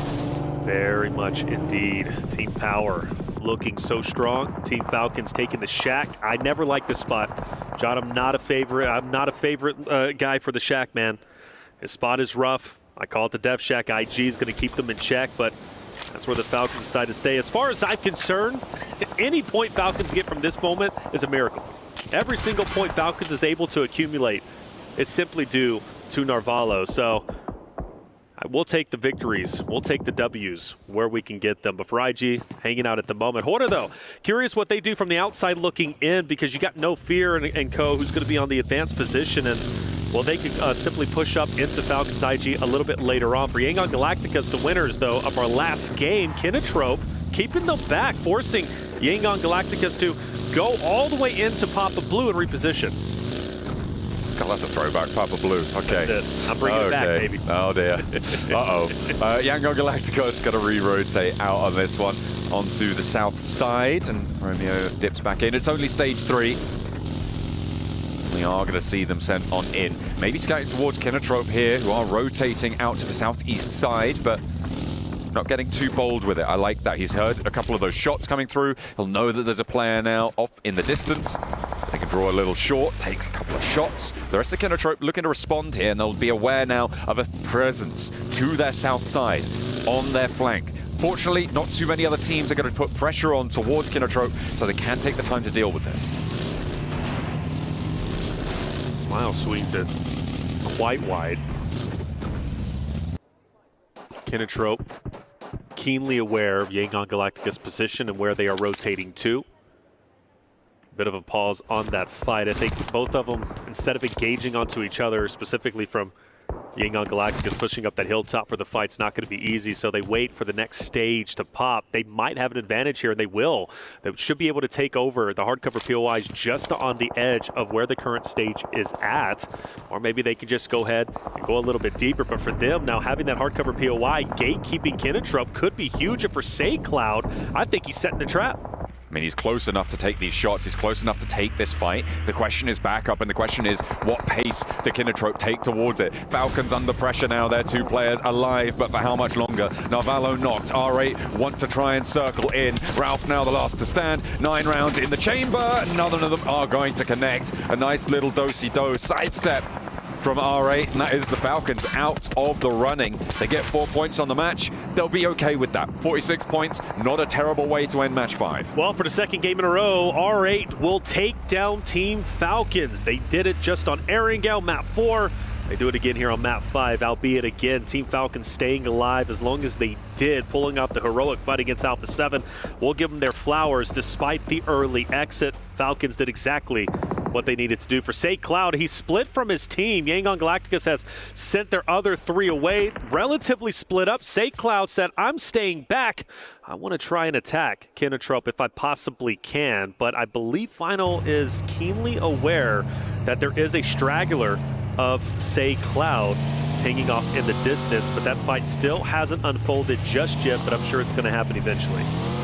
Horra on the west side. 4 players alive, mounting up now. Make a decision, make your call, and let's go for it. Waiting for teammates to heal up a little bit, and they go up towards the high ground, taking a little bit of flak from across the way, but their rotate continues. They're heading straight on in towards the circle here from the west edge, and they've just got to pull short up on the road, so a small rotate here. They're playing it in dribs and drabs. Kinatrope has finally started to move. Yangon Galacticus says our trap didn't work. We'll reposition. Live to fight yet another day, but over here we got Fireflux fighting off against Noxium Red Force. Matcap, player that was truly instrumental and deep into the last end zone before. He's down.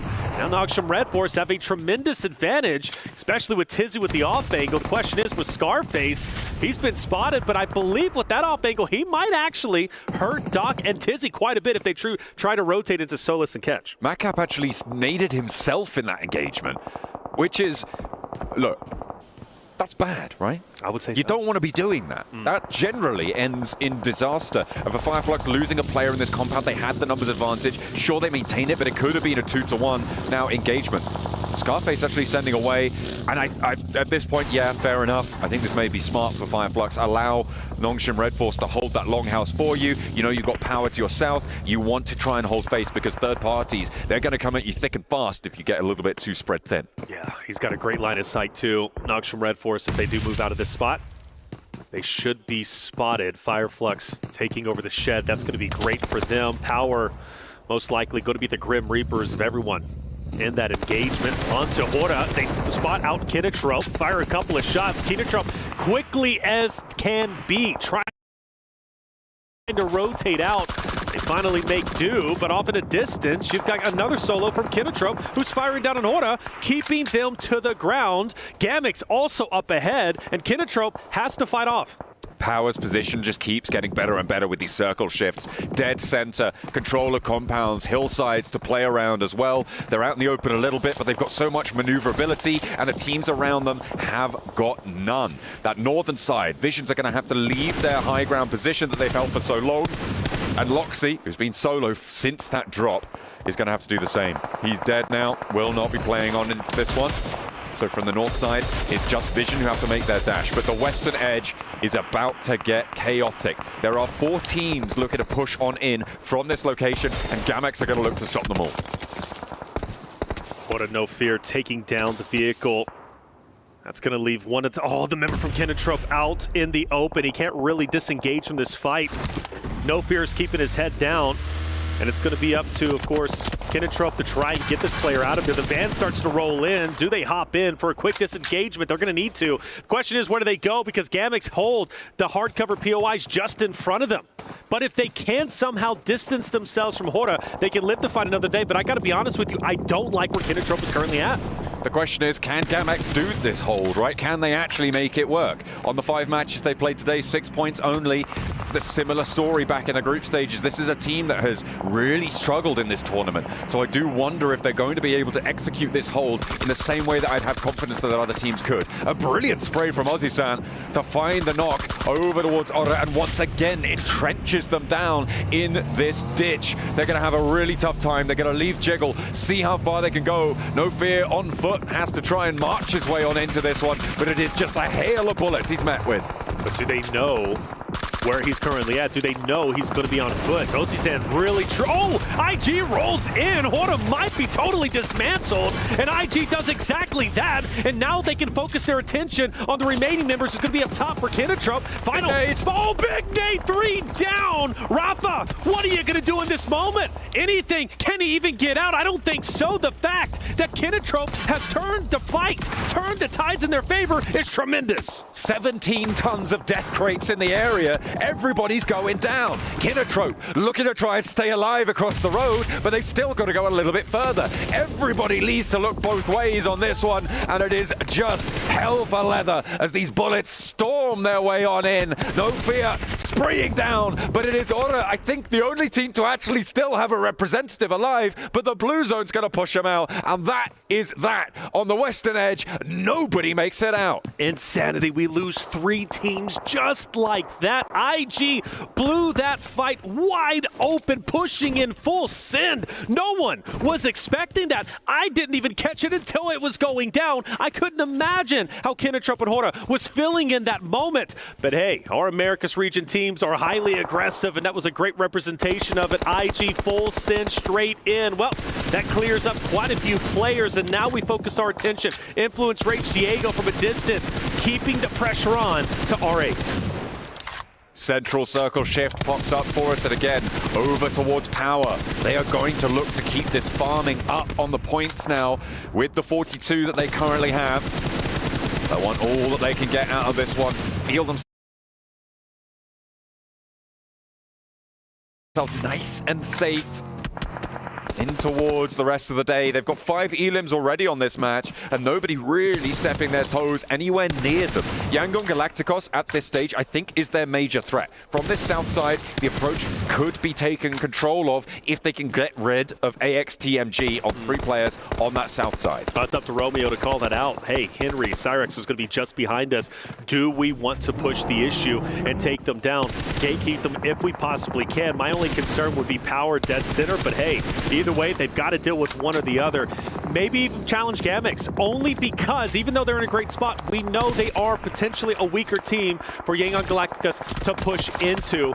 And with Influence Rage, firing some shots into location, it might very well be doable. But the question is, I have for you, where does Influence Rage go from this moment, right? They only have a handful of members left. They've been shooting at R8. Clearly, R8 is going to fire at them when they decide to move in. But I think for Influence Rage, there's really nowhere safe to go. I mean, you're going to have to play terrain at this point, right? They do have a couple of vehicles, and it's not out of the question that they could crash to the shack that sits to the southwest of Vision, north of Power, but that's a dangerous run out, and R8 are definitely going to take shots. Little boy might be going for it, though. He's mounting up, he's moving. In the meantime, Diego trying to keep some shots, keeps the suppressive fire on, but he eats a bullet too many, and he is sent down into the dirt. A forward position, though, found, and Little Boy will be playing that terrain.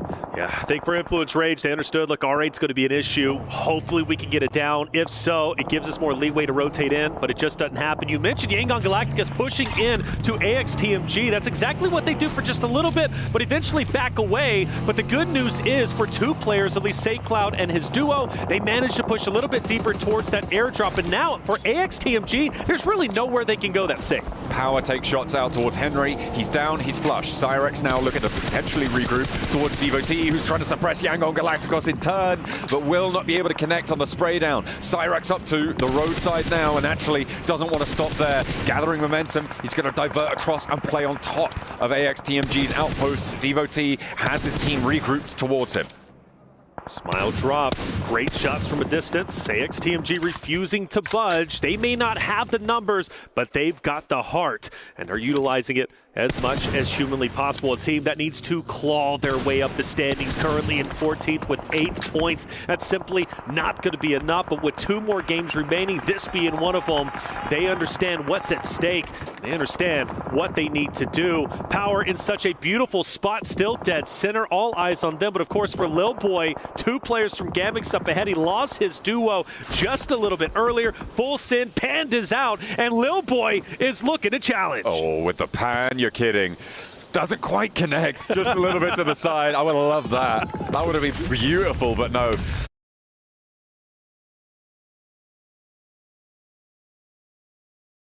Not to be, doesn't have any nades, and he has been tagged now by Gam.